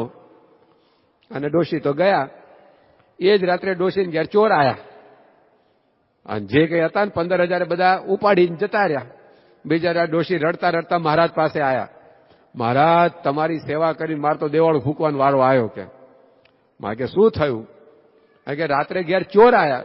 મારે કે ચોર આવે તમારે ક્યાં ચિંતા કરવાની જરૂર હતી? તમે જે હતું એ તો બધું મને આપી દીધું હતું. તમારે ચોર આવ્યો તો ક્યાં એના હાથમાં કઈ આવવાનું હતું? કે અરે મહારાજ 15,000 લઈ ગયા. મારે કે ક્યાંથી લઈ ગયા? તમે તો બધી મરણ મૂડી મને આપી દીધી હતી. મહારાજ 20,000 હતી ને 5,000 કીધા. 5,000 આપ્યા, 15,000 જતા રહ્યા. મહારાજે પેલા 5,000 મંગાયા કે લાવો પાછા કે, અને ડોશીને આપ્યા કે લો, અમારે તો તમારા 20,000 બચાવવા હતા, પણ અમને આપ્યા એટલા બચ્યા, રાખ્યા એટલા ગયા. લા લઈ જા પાછી કે જા. ત્યારે ડોશી માથું કૂટવા બેઠી કે આડું કે ક્યાં 20,000 નો આપ્યા, આને ક્યાં રાખવા હતા? એ તો બધા આપણા બચાવવા માંગતા હતા, પણ પોતાના કરીને રાખ્યા એટલા ગયા અને ભગવાનને આપ્યા એટલા બચ્યા. તો તમારે કેટલા બચાવવા છે હવે નક્કી કરજો તમે. તમારે લાખ બચાવવા હોય તો લાખ આપવાના, તો એટલા બચશે. ન તો લઈ જશે, રાજદંડ લઈ જશે, બીજા ત્રીજા બધા વેડફાઈ જશે આમને તેમ. આપેલું અહીંયા લેખે લાગે છે. એટલે જ ગુણાત્યાન સ્વામી બોલ્યા કે જેને રોટલા જોઈતા હોય એને 10મો ભાગ કાઢો, જે દાડ રોટલા ન મળે દાડ અમને પૂછજો કે લો. બાર ગેરંટી કોણ આપે? LIC વાળા આવી ગેરંટી નથી હાલતા. જોજો શું બોલ્યા ગુણાત્યાન સ્વામી કે જેને રોટલા જોઈતા હોય એને 10મો ભાગ કાઢવો. એટલે કે ખાવા પીવાનું જોઈતું હોય, વ્યવહારે સુખી થવું હોય, 10મો ભાગ કાઢવો. સ્વામી કે 10મો ભાગ આપતા તમે સુખી ના થાવ તો અમને કહેજો પછી. લો સ્વામી અમને કહેજો, બન્યું જ નથી આવું ઇતિહાસમાં. સ્વામી આમ ગેરંટી સાથે વાત કરે છે. તો આપણે પણ સત્સંગી તરીકે આપણી એક ફરજ છે, આપણી આ ભક્તિ છે કે જે ભગવાને આપણને આ બધું આપ્યું છે એ ભગવાનનો પણ એવો ભાગ કાઢવો. અમદાવાદની અંદર એક પ્રોફેસર રહેતા હતા, કાશીરામ દવે, અને એમનો પગાર આવે મહિને, તે પગાર લઈને સીધા પેલા મંદિરમાં જાય, પછી ધર્માદો આપીને પછી ઘેર જાય. કારણ કે એકવાર ઘેર જતા પછી મંદિરમાં વાગરા પડે. મંદિરમાંથી ઘેર જવામાં હેલું છે, પણ એકવાર બધા પૈસા મંદિર ઘરમાં જતા ને પછી ત્યાંથી 10મો ભાગ આ બાજુ આવો અઘરો પડે પાછો. એટલે પોતે પગાર લઈ અને સીધા ક્યાં જાય? મંદિરમાં. અને મંદિરમાં ઠાકોરજી આગળ ઉમરો હોય ને, આપણે છે ને ઠાકોરજી આગળ પેલો ઓટલો, ત્યાં આગળ પોતાનો પગાર મૂકે અને મહારાજને પ્રાર્થના કરે કે મહારાજ, આ જે કંઈ પગાર આવ્યો છે ને બધા ઉપર અધિકાર તમારો છે. કારણ કે તમે જે બુદ્ધિ આપી એનાથી હું આ કમાયો છું. તમે હાથ પગ સારા રાખ્યા તો હું આ કમાઈ શક્યો છું. તમે હવા પાણી પ્રકાશ મને આપ્યા તો હું આ બધું કમાઈ શક્યો છું. માટે જે કંઈ પણ આ પગાર આવ્યો છે ને બધો હકીકતમાં તો તમારો જ કહેવાય. પણ હું ગૃહસ્થ છું, મારે પણ પત્ની છોકરા ઘર બાર બધું છે, એટલે મારે ઘર બાર ચલાવવા માટે પૈસાની તો જરૂર પડે ને. એટલે 10મો ભાગ છે ને એમાંથી હું તમને આપું છું, 90% હું લઈને જઉં છું કે એમ કહીને ધર્મા તો 10મો ભાગ કાઢીને પછી 90% લઈને જાય. તો સમજણ કેવી કે ભગવાનના ભાગમાંથી હું લઉં છું. આપણે એવું માનીએ કે મેં 10મો ભાગ આપ્યો નહીં, એમનાથી 90% આપણે ઉપાડી લીધો એમ માનવાનું આપણે. બાકી 100% એમનું છે બધું. મેં કીધું ને હમણાં એક આંટો ઢીલો કરી નાખે તો શું કમાવું? દર મહિને 25,000ની આવક છે, ચલો એક સ્ક્રૂ ઢીલો થઈ ગયો, કેટલા આવે પછી મહિને? પછી 25,000 ખર્ચવા પડે એના માટે મેન્ટલ હોસ્પિટલમાં. આવે કશું નહીં પાછું. તો આપણે એવું માને છે કે 10મો ભાગ આપ્યો, 10મો ભાગ આપ્યો નહીં, ભગવાનમાંથી 90% ભાગ આપણે પડાઈને જતા રહીએ છીએ. ભાઈ જો આવી સમજણથી હરિભક્તો ધર્માદો કાઢતા કે આપણે 10મો ભાગ ભગવાનને આપતા નથી, હકીકતમાં એમનામાંથી 90% લઈને ઘેર જઈએ છીએ. આવી સમજણ આપવાનું અઘરું પડે કોઈ દાડો? તો આવી રીતે ગુણાત્યાન સ્વામી કહે છે કે જેણે વ્યવહારે સુખી થવું હોય એને આપવો. આપણે ભાઈ સંપત્તિ સચવાય એવી ઈચ્છા છે ને બધાની, કે મારી સંપત્તિમાંથી એક પૈસો ઓછો થવો જોઈએ નહીં. એટલે પૈસાને ક્યાં મૂકે? સેફ ડિપોઝિટ વોલ્ટમાં, કે ત્યાં સચવાય આપણી સંપત્તિ. પછી તિજોરીમાં અંદર લોકર હોય ને પેલું ખાનું, એમાં મૂકે. ઘણા આમ ચોર ખિસ્સા એમાં રાખે. ચોર ખિસ્સા હોય હવે પાછા પહેરવેશમાં, ત્યાં રાખે. તિજોરીની ચાવીઓ ક્યાં રાખે? પેલા ચોખાના ડબ્બામાં મૂકે. કે સચવાય ને કેમ કે કોઈ ચોર બોરના હાથમાં ન આવે. તો આપણે સંપત્તિ સચવાય એવી ઈચ્છા બધાને રહે છે, અને રાખવી જોઈએ, એમાં કંઈ ખોટું નથી. મહેનત કરીને ભેગું કર્યું હોય તો એ સાચવવું તો પડે ને. પણ સચવાયું છે કોનું? તમે જુઓ હવે ભગવાનને જયારે આપણે આપીએ છીએ ત્યારે ભગવાન બધું આપણું સાચવે છે. સેંજણ ગામના એક માણસ ત્યાં ખુમાણ કરીને હરિભક્ત હતા. એ પોતે ખેતી કામ કરે તો ખેતરમાં જે અનાજ પાકે તો એ અનાજ ખડાવાડમાંથી, એટલે ખેતરમાંથી 10મો ભાગ મંદિરમાં રવાના કરે, અને પછી બાકીનું વેચવાનું હોય તો વેચવા જાય, કે ઘરમાં ભરવાનું હોય તો ઘરમાં ભરે. અને એમ કરતા કરતા 10મો ભાગ ચોખ્ખો પોતે કાઢતા તો એમને 2 લાખ રૂપિયાની બચત એ જમાનામાં થયેલી. હવે એ જમાનામાં પૈસા રાખવા ક્યાં, કઈ બેંકો તો હતી નહીં. એટલે ધનાની ભૂમાઉ, જમીનમાં બધા દાટે. સ્વિસ બેંક ક્યાં, જમીનમાં ખાડો કરીને સંપત્તિ બધા ત્યાં રાખે. તો આ માણસિયા ખુમાણે ચરુ બધા તૈયાર કર્યા હતા 2 લાખ રૂપિયાના, અને ચરુ બધા જમીનમાં દાટ્યા હતા. એમની સાથે કામ કરનાર એમનો નોકર હતો, એને ખબર કે આ ચરુ છે ને 2 લાખ રૂપિયાના આ માણસિયા ખુમાણે એના ઘરની અંદર દાટ્યા છે. એટલે એને પેલા તો નોકરીમાંથી રાજીનામું આલી દીધું, મારે ભાઈ તમારે નોકરી કરવી નથી, મને કે ફાવતું નથી, સમય મળતો નથી, શરીર સાથ આપતું નથી, બાનું આપીને છટકી ગયો. પછી માણસિયા ખુમાણ, એનો દીકરો જીવલો ખુમાણ, એનું આખું કુટુંબ 2-5 દાડે કંઈક બહાર જવાનું હતું. તે દરમિયાન પેલા નોકરે શું કર્યું, ભોંયરું ખોદ્યું દૂર બીજી જગ્યાએથી કે આ ચરુ પેલા જમીનમાં દાટ્યા છે, તાળું તોડીને અંદર જઈએ તો કોઈક જાણી જાય. તો ભોંયરા વાટે ત્યાં પહોંચ્યો ઘરમાં, પણ ચરુ એકેય હાથમાં આવ્યો નહીં. આખું ઘર આમ ખોદી નાખ્યું, ચરુનો પત્તો લાગ્યો નહીં. પછી હાથ ઘસતો એ તો જતો રહ્યો. 5 દાડે પેલો માણસ્યો ખુમાણ, એનો પરિવાર બધો પાછો આવ્યો. માણસ્યા ખુમાણના દીકરા હતા જીવલા ખુમાણ, એને તાળાથી ચાવીથી તાળું ખોલ્યું અને અંદર જોયું તો બધું ખોદાયેલું. એટલે તો સીધો આંફળો ફાંફળો બહાર આવ્યો. એના બાપને વાત કરી કે બાપુજી આપણા 2 લાખ રૂપિયા ગયા. કે કેમ આમ કહે છે કે ઘરમાં ખાતર પડ્યું છે, ચોર આયા લાગે છે, જમીન બધી ખોદાઈ ગઈ છે, અને આપણે જમીનમાં જ ચરુ દાટ્યા હતા, નક્કી ઉપાડી ગયા હશે. માણસ્યો ખુમાણ કે આપણા 2 લાખ રૂપિયામાંથી એકેય પૈસો ઓછો થાય નહીં. કે કેમ ના થાય, કે આપણે ખેતરમાંથી 10મો ભાગ મહારાજને આપી દઈએ છીએ, એટલે ભગવાન આપણી રક્ષા કરે. કે તે જ્યાં ચરુ દાટ્યા હોય ત્યાં તું તપાસ કર, એ ચરુ એમને એમ જ હશે, કોઈ દાડો આપણા ચરુ ચોર લઈ જાય નહીં. અને જીવલા ખુમાણને તો મનાય નહીં કે આ કેમનું બને, પણ એને જ્યાં ચરુ દાટ્યા ત્યાં જઈને તપાસ કરી તો એઝ ઇટ ઇઝ જે ઘડામાં દ્રવ્ય ભર્યું એ ઘડા તો એમને એમ જ હતા, એના હાથમાં આયા જ નહોતા, ચોરના હાથમાં. 2 લાખ રૂપિયા એમના એમ ત્યાં આગળ પડ્યા હતા. તો જો આ માણસે ખુમાણને વિશ્વાસ હતો કે આપણે મહારાજનો 10મો 20મો ભાગ કાઢીએ છીએ, ભગવાન આપણું સાચવે જ, એ કોઈ ઓછું થવા ના દે. હામાપર ગામના એક લાલદાસ પટેલ હતા, અને એ લાલદાસ પટેલ એ પણ પોતે ખેડૂત હતા. એટલે જે કંઈ ખેતરમાં પાકે બધું ધર્માદામાં 10મો ભાગ આપી આવે મંદિરમાં. એકવાર બન્યું એવું કે એને જે ઘઉં ભરીને કોથળા તૈયાર કર્યા હતા, પછી આમ 10મો ભાગના જુદા કોથળા રાખ્યા હતા અને ઘેર લઈ જવાના જુદા રાખ્યા હતા. અને પછી એ ખેતરમાંથી ઘેર ગયા કે કાલે ગાડામાં લઈ અને આ મંદિરમાં આપી આવશું અને આપણા ઘેર લઈ આવશું. પણ એ જ રાત્રે ચોર આયા અને પેલા કોથળા જોયા ઘઉંના, અને એ લોકોએ જોયું કે આ પેલા 10મા ભાગના તો ઓછા હોય ને, અને 90મા ભાગના વધારે હોય, મોટો ઢગલો. એટલે ચોર લોકોને એમ લાગ્યું કે આ સારા છે ને અલગ રાખ્યા છે કે એને, એટલે કે આ ઉપાડીને જઈએ કે. એટલે પેલા ઠાકોરજીનો જે ભાગ હતો 10મા ભાગના કોથળા ભરેલા, એ બધા ચોર લોકો ઉપાડી લીધા અને પોતે લઈ ગયા પોતાના ઘેર. હજુ ઘેર પહોંચ્યા પહેલા તો મહારાજે ચોર લોકોની જે પત્નીઓ હતી ને એને દર્શન આપ્યા અને એને કહ્યું કે તમારા ધણીઓ અમારો ભાગ લઈને આવે છે, એ જો તમારા ઘરમાં આવશે ને તો જે હશે નહીં જશે કે. એટલે એમને કહેજો જ્યાં હોય ત્યાંથી પાછા આપી આવે, લાયા હોય ત્યાંથી. અને પેલી બધી ચોરની પત્નીઓ તો હાંભેલા લઈને બેસી ગઈ ઘરની બહાર કે આ ઘરમાં ઘૂસવા જ નથી દેવા આ લોકોને, કે હારું છે એ જતું રહેશે આપડા. એટલે પેલા કે ચાલો કોથળા ઉતારવા મદદ કરો. પેલા કે એક લાવવા નથી ઘરમાં, કે કેમ ના પાડો છો, કે કોના ઉપાડી લાયા છો. એ ભાઈ ચોર હોય નક્કી કરે કોના ઉપાડવા કોના ના ઉપાડવા, તો જે હાથમાં એ ઉપાડ લાવે હોય. એટલે કે આ તો પડ્યા તો લઈ આવ્યા છો. અરે આ તો કે ભગવાનના ભાગના લઈ આવ્યા છો. કે તમને ક્યાંથી ખબર પડી?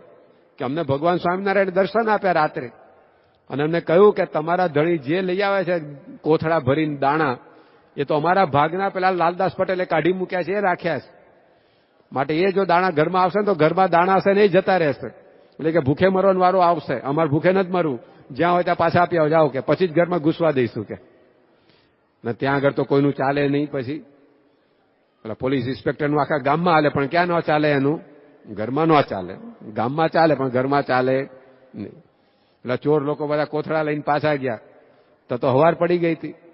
પેલો લાલદાસ ખેતરમાં આવી ગયો હતો, એ તો બિચારા આમ ઉચાટમાં હતા. આપણા કોથળા અલગ રાખ્યા હતા ઠાકોરજીના ભાગના, ક્યાં ગયા? ત્યાં પેલા લઈને આયા કે લો તમારા કોથળા, કે ક્યાંથી લાયા, કે અમે જ લઈ ગયા હતા, કે કેમ લઈ ગયા હતા, કે ચોરી કરીને.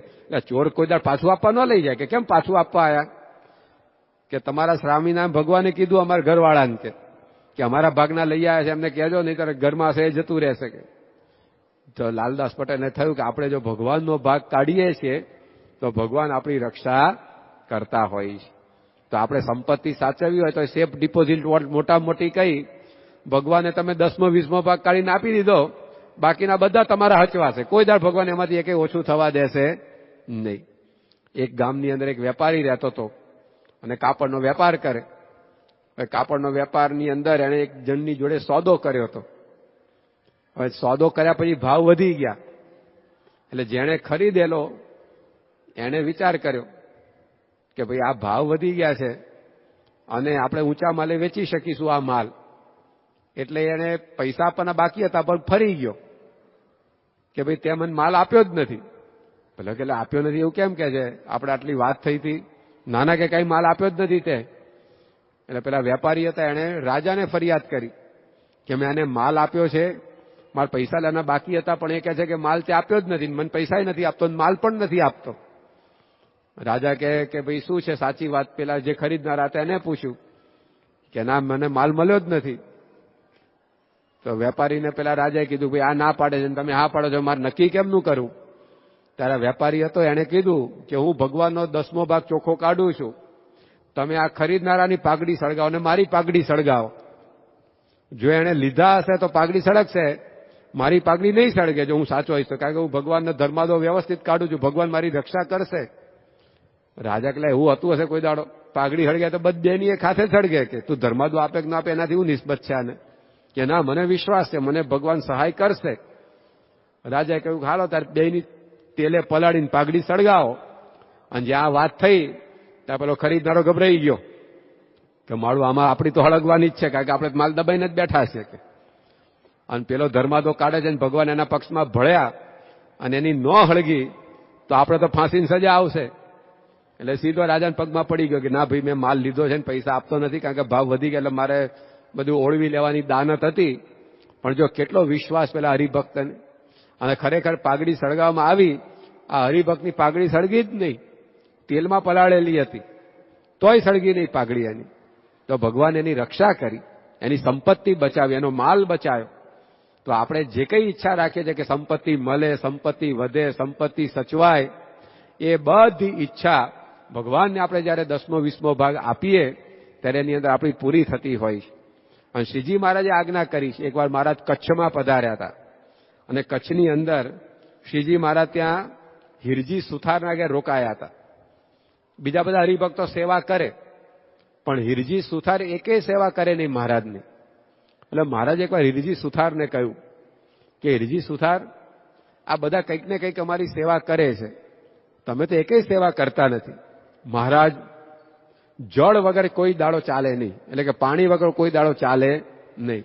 હું તમને પાણી પાવાની સેવા કરીશ, કે જે મુખ્ય છે પાણી છે, બીજું બધું તો ઠીક છે. લ્યો છટકવાની વાત કરી આને, પાણીમાં હું પૈસા બેસે કાંઈ નહીં, કે ફળ ફળાદી લાવો તો પૈસા બેસે, કે વસ્ત્ર ઘરેણા લાવો તો એના પૈસા થાય, પાણી હું પૈસા થાય. એટલે હિરજી સુથારને સેવા કરવી નહોતી.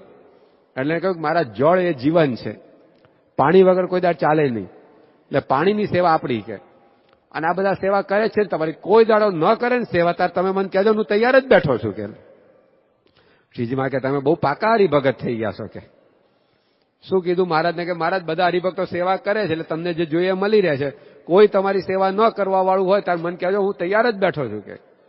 કે ભગવાનને ત્યાં કોઈ ખોટ છે તારી? એ ભગવાન તો 1000 ઊભા કરે એવા છે પૃથ્વીમાંથી ભલા માણસ, પણ એને મૂળ કરવી નહોતી એટલે આવી વાત કરી.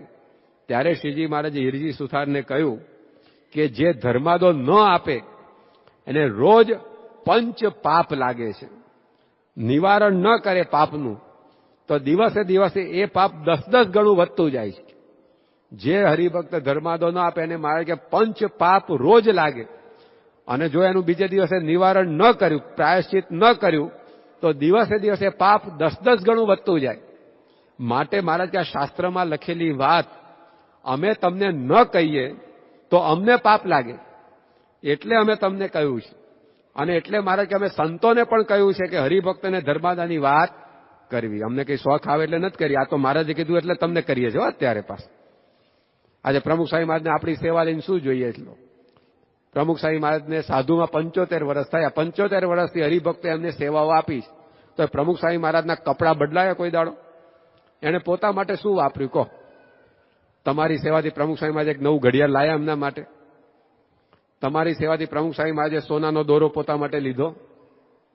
તમે અત્યાર સુધી સેવા કરી, પ્રમુખ સ્વામી મહારાજે કઈ સારા ચંપલ લીધા પોતા માટે? સીવ્યા વગરના કપડા 75 વર્ષથી પહેરતા આવ્યા. શું એમણે તમારી સેવાથી એમણે પોતા માટે શું કર્યું? બધું આપણા માટે જ કરે છે. તમારી સેવા લઈને આ મંદિર બાંધ્યું, કોના માટે આ મંદિર બાંધ્યું? એમ પોતા માટે રહેવા માટે બાંધ્યું છે? આપણા માટે મંદિર બાંધ્યું ને. અહીંયા આપણા છોકરાઓ આવશે, આપણી દીકરીઓ આવશે, તમે આવશો, આપણા ઘરમાં સંસ્કાર સચવાશે, સત્સંગ વધશે, તો આપણા માટે આ બગીચો, આ બગીચામાં ફરવા આવવાના પ્રમુખ સ્વામી કહેવા? આપણા માટે કર્યો કે ના કર્યો? અહીંયા આટલું મોટું મંદિર, આ બધા ગામડાઓમાં મંદિર કોના માટે બાંધ્યા છે? એ પોતાની માલિકીના કરી રાખવા બાંધ્યા છે? તો જો આપણા માટે જ બધું કરે છે, આપણી પાસેથી લઈને. એમને એક પૈસો આપણો જોઈતો નથી. આપણા ઘરમાં ખૂટે નહીં એના માટે માગે છે. આપણે એવા ભૂલમાં રખે પડતા કે અહીંયા આમ બધું ખૂટી ગયું એટલે ધર્માદાન વાતો કરે છે. આપણા ઘરમાં ખૂટે નહીં એટલે ભગવાન લે છે સેવા. શાસ્ત્રીજી મહારાજ ભાવનગરમાં હતા અને શાસ્ત્રીજી મહારાજે કહ્યું કે આપણે હવે 14મી જાન્યુઆરીનો દિવસ આવ્યો, જોડી માગવાની હોય ને ઉત્તરાયણના દિવસે. એટલે શાસ્ત્રી મહારાજે બધા હરિભક્તોને કહ્યું કે આપણે ગામમાં જોડી માગવા જવું છે. બધા હરિભક્તોએ ના પાડી કે સ્વામી તમે અહીંયા અમારા ગામમાં જોડી માગો, અમારું ખોટું દેખાય. કે હરિભક્તો કેવા કે ગુરુ પાસે ભિક્ષા મંગાવે છે, કે માટે તમારે વર્ષમાં કેટલા દાણા જોઈએ અમને કહો ને, અમે તમને મંદિરમાં આપી દઈશું. સાહેબ કહે ના, આપણે જોડી માગવા જવું છે. તો બધાએ કહ્યું કે ના સ્વામી, એ તો નહીં જ બને. તમારે આખા વર્ષ દરમિયાન મંદિરમાં કેટલા દાણા જોઈએ અમને કહો, અમે અહીંયા તમને ઘેર બેઠા આપી દઈએ. બાકી અમે અહીંયા હોઈએ અને તમે આમ શેરીએ શેરીએ ભિક્ષા માગવા ફરે, કેવું લાગે? છોકરો 25-30 વર્ષનો ધમધમાટ કરતો ફરતો હોય ને તોય 80 વર્ષના એના બાપુજી નોકરી કરવી પડે તો છોકરાને ખોટું દેખાય કે ના દેખાય? આ છોકરો કેવો પાક્યો કે આ 80 વર્ષે બાપને મજૂરી કરવી પડે છે જી. એટલે હરિભક્તો કે સ્વામી તમારે જોડી માગવા જવાનું જ નથી આજે. સ્વામી કે ના, મારે જવું જ છે. બહુ આગ્રહ કર્યો. ત્યારે શાસ્ત્રી મહારાજ બોલ્યા કે મારી જોડીમાં જેનો એક દાણો આવશે એને પણ મારે અક્ષરધામમાં લઈ જવો છે. અને હરિભક્તના ઘરમાં દાણા ખૂટે નહીં એટલા માટે સ્વામી કે મારે જોડી માગવી છે. તો એ કઈ ઉઘરાવે છે સેવા, એ કઈ પોતા માટે નહીં, આપણું સચવાય એના માટે આ સેવા છે. આપણા ઘરમાં ખૂટે નહીં એના માટે સેવા માગે છે. તો આપણે પણ આ દશાંશ વિશાંશ ધર્મ દ્વારા મંદિર કર્યું તો મંદિર આપણે ચલાવવાનું. સ્વામીએ તો મંદિર તૈયાર કરીને આપ્યું, પણ એ મંદિર ચલાવવાનું એ આપણે છે. તો જેટલી આપણે એમાં સેવા કરીએ એટલું મંદિરે ચાલશે ને આપણું ઘર પણ ચાલશે. મંદિર 1 ગણું ચાલશે ને તમારું ઘર 1000 ગણું સ્પીડમાં હાલશે, કારણ કે 1 ગણું દાન અમે 1000 ગણું આપશે ભગવાન. તો આપણે પણ આ સેવાનો એક મહિમા છે. આપણે જેમ શરીરથી સેવા કરીએ, સાવરણી લઈને વાળીએ, વાસણ ઉટકીએ, પાર્કિંગમાં આપણે સેવા કરીએ, રસોડામાં સેવા કરીએ, શરીરની સેવા છે. તો તનની સેવા, પછી મનની સેવા, એટલે કે ભગવાનને સંતને નિર્દોષ સમજીએ, મનની સેવા, વચનની સેવા એટલે કે એમના ગુણગાન ગાઈએ એ વચનની સેવા, અને ધનની સેવા. તો આપણે આ ધનથી પણ સેવા એ હંમેશા કરવાની. દર મહિને જે આપણી આવક થાય, ખેતરમાં જે પાકે એનો 10મો કે 20મો ભાગ, એ વ્યવહાર આપણો સારો હોય તો 10મો ભાગ, વ્યવહાર દુર્બળ હોય તો 20મો ભાગ. પણ કંઈક આપીશું તો કંઈક આપણે સુખિયા રહેવાના. અને જેણે જેણે ભગવાનને સંતને આપ્યું છે એ બધા સુખિયા થયા છે. પેલો માવા મૂસાનો પ્રસંગ આપણે જાણીએ છીએ કે ગુણાત્યાન સ્વામી ત્યાં બેઠા હતા જુનાગઢમાં, અને એક માવાભાઈ મિસ્ત્રી આયા અને સ્વામીને કહ્યું સ્વામી વ્યવહાર બહુ દુર્બળ છે, કંઈક દયા કરો. સ્વામી કે તું કરાચી જા અને ત્યાં જઈને કામકાજ કરજે, તને પૈસા મળશે. પેલો કે સ્વામી અહીંયા મારા ગામથી જુનાગઢ આવવાના પૈસા નહોતા, તમે કરાચી જવાની વાત કરો, ભાડું ક્યાંથી લાવવું મારે? કે સ્વામી કે તારી ડોસીએ છે ને ઉપર પાટડાની અંદર 100 રૂપિયા રાખ્યા છે, કે એ માગજે તને આપશે, એમાંથી તું કરાચી જજે. તો પેલા માવાભાઈને થયું કે મારું સ્વામી ક્યાંથી જાણી ગયા? મને ખબર નથી પાટડામાં રાખ્યા છે, બેંક ત્યાં રાખી છે મારી બાએ. અને સ્વામીને ખબર પડી ગઈ અને સ્વામી પોતે આ વાત કરી એટલે માવાભાઈ તો ઘેર ગયા. પણ ઘેર જતા પેલા માવાભાઈને થયું કે આપણે સ્વામીને કંઈક પ્રસાદ આપીએ, જમાડીએ. તેની પાસે કઈ પૈસા જ નહોતા. તે બહાર નીકળ્યો, બહાર એનો મિત્ર મળ્યો મૂસો. તો એને કીધું કે શું જોઈએ, કે મારે 2 પૈસાના મમરા લાવવા છે અને આ મમરા મારા સ્વામીને પ્રસાદ તરીકે આપવા છે, તો તું કઈક પૈસો ઓછીનો આપને. લેને આપ્યા હતા ને, પણ સ્વામી જે આશીર્વાદ આપે ને એમાં ભાગ મારો રાખજે પાછો, કે હા. અને મમરા લઈને 2 પૈસાના ગયો ગુણાત્યાન સ્વામી પાસે, અને સ્વામી એમાંથી ઠાકોરજીને ધરાઈને 2 દાણા પોતાના મોઢામાં મૂક્યા, બાકી હરિભક્તોનો પ્રસાદ વેચાયો. પણ એ 2 પૈસાના મમરા આપે એમાં સ્વામીએ આ વાત કરી એને કે તું કરાચી જા, વેપાર કરજે. અને ઘેર ગયો, એની માને કીધું કે મારે કરાચી જવું છે. કે ક્યાંથી જઈશ, પૈસા છે નહીં. તો કે સ્વામીએ કીધું તે પાટણામાં 100 રૂપિયા સંતાડીને રાખ્યા છે. એ ડોસી ચમકી કે આ ક્યાંથી જાણી ગયો, કે મેં કોઈને કીધું નહોતું ને. અને પાટણામાંથી 100 રૂપિયા કાઢ્યા અને કરાચી ગયો. અને ત્યાં અંગ્રેજોએ એને પાટા નાખવાનો કોન્ટ્રાક્ટ આપ્યો. અંગ્રેજો બધા રેલવે નાખતા હતા, તો પાટા નાખવાના હોય ને. હવે આની જોડે ટેન્ડર ભરવાના પૈસા નહીં.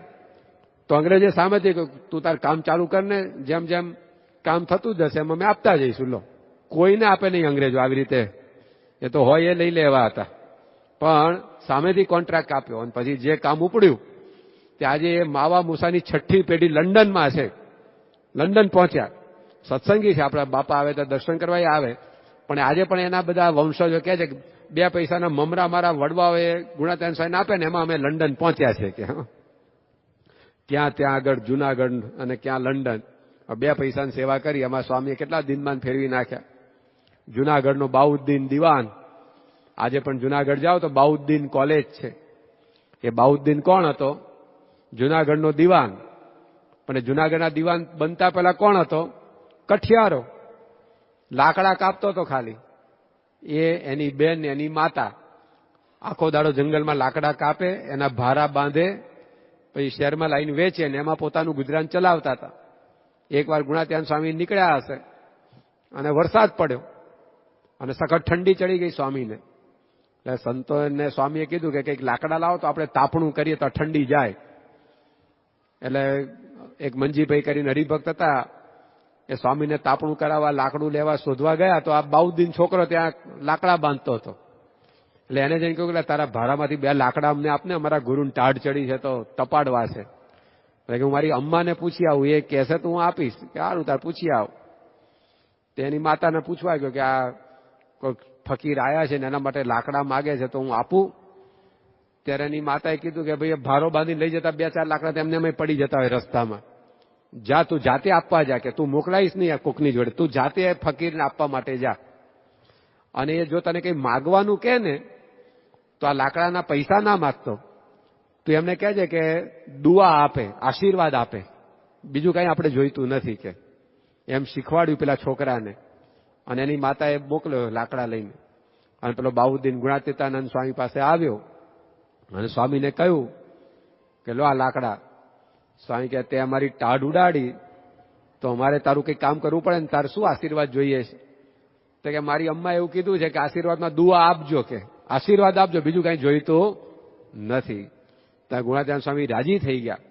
અને સ્વામી બોલ્યા કે તે મારી ટાઢ ઉડાડી, જા મહારાજ તારી ટાઢ ઉડાડશે. કે અને પોતે નીકળી ગયો ત્યાંથી. પછી અને પાછા આવ્યા શહેરમાં.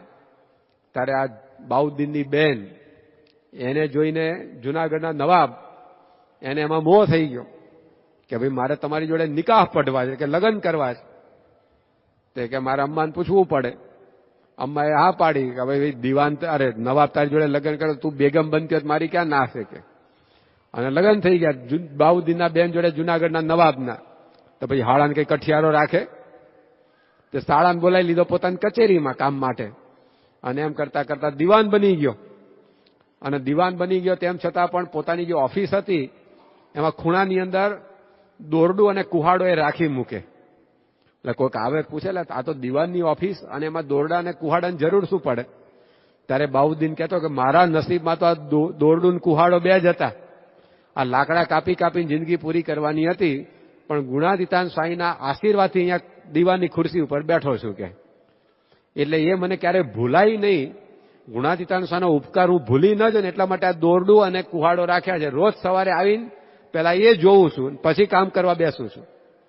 તો જો ગુણાતીતાનંદ સ્વામી મને 2 લાકડા આપ્યા, એની અંદર સ્વામીએ કઠિયારામાંથી દીવાન કરી દીધો. તો ભગવાન અને સંત એને જ્યારે જ્યારે પણ આપણે આપીએ છીએ ત્યાં કોઈ દાડો આપણે ભાગે પસ્તાવાનું આવતું જ નથી. આપણને લાભ ને લાભ જ થાય.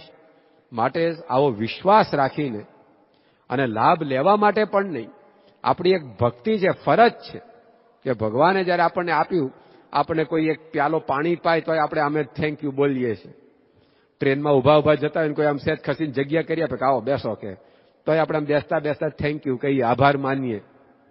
કોઈ આપણને આમ એક કપ ચા પાય તો ચાનો પ્યાલો પીને આપણે આમ મોઢું મલકાય કે બહુ આભાર, તમે સારી ચા પીવડાવી આજે. એક ચાનો પ્યાલો કોઈ આપણને પાય, કોઈ પાણીનો પ્યાલો પાય, એનો પણ આપણે આભાર માનીએ. તો ભગવાને આટલું બધું આપ્યું આપણને, તેનો આભાર નહીં માનવાનો. તેના માટે સ્વામી કે આપણે એના માટે 10મો 20મો ભાગ કાઢવો, અને એની અંદર અંતે મેળવવાનું તો આપણે જ છે. તો હવે એક વિશ્વાસથી સ્વામી કે આ સેવા કરવી.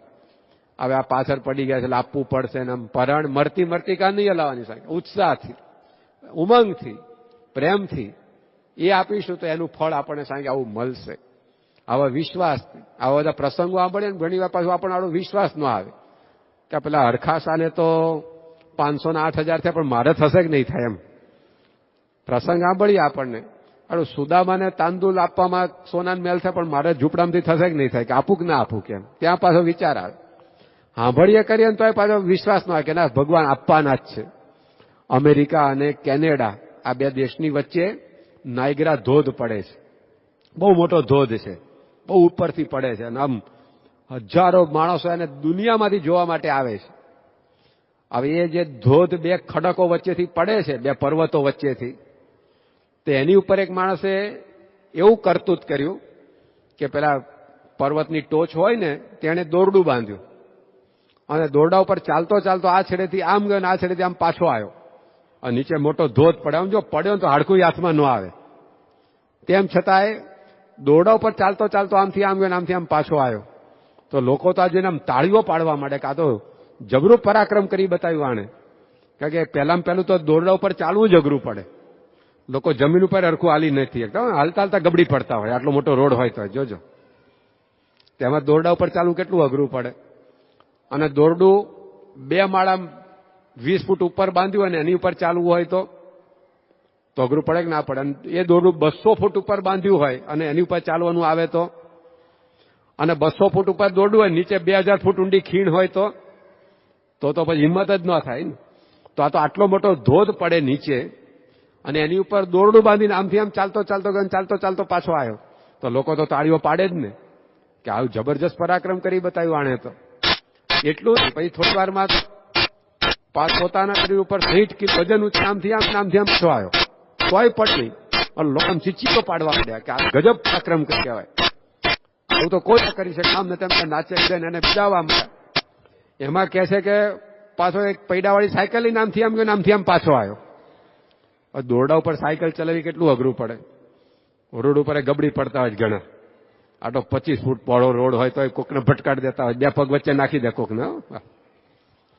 આ દોરડા ઉપર સાયકલ ચલાવી, અને આ જોઈને તો આમ લોકો કૂદવા માંડે કે આવું તો કોઈ ન કરી શકે. કે હવે ધારો કે કલ્પના એક કરો કે આ માણસ આવા ખેલ કરતો હોય ને આપણે પણ એ વખત ત્યાં જોવામાં હાજર હોઈએ, અને આવું જોઈને આપણે તાલીઓ તો પાડીએ ને કે આ તો જબર પરાક્રમ કર્યું, અને આપણને તાલીઓ પાડતા જોઈને આપણી પર રાજી થઈને આપણી પાસે આવે અને આપણને કહે કે જો તમે જોયું કે હું દોરડા ઉપર આમ ચાલતો ગયો ને પાછો આવ્યો તો પડ્યો નહીં.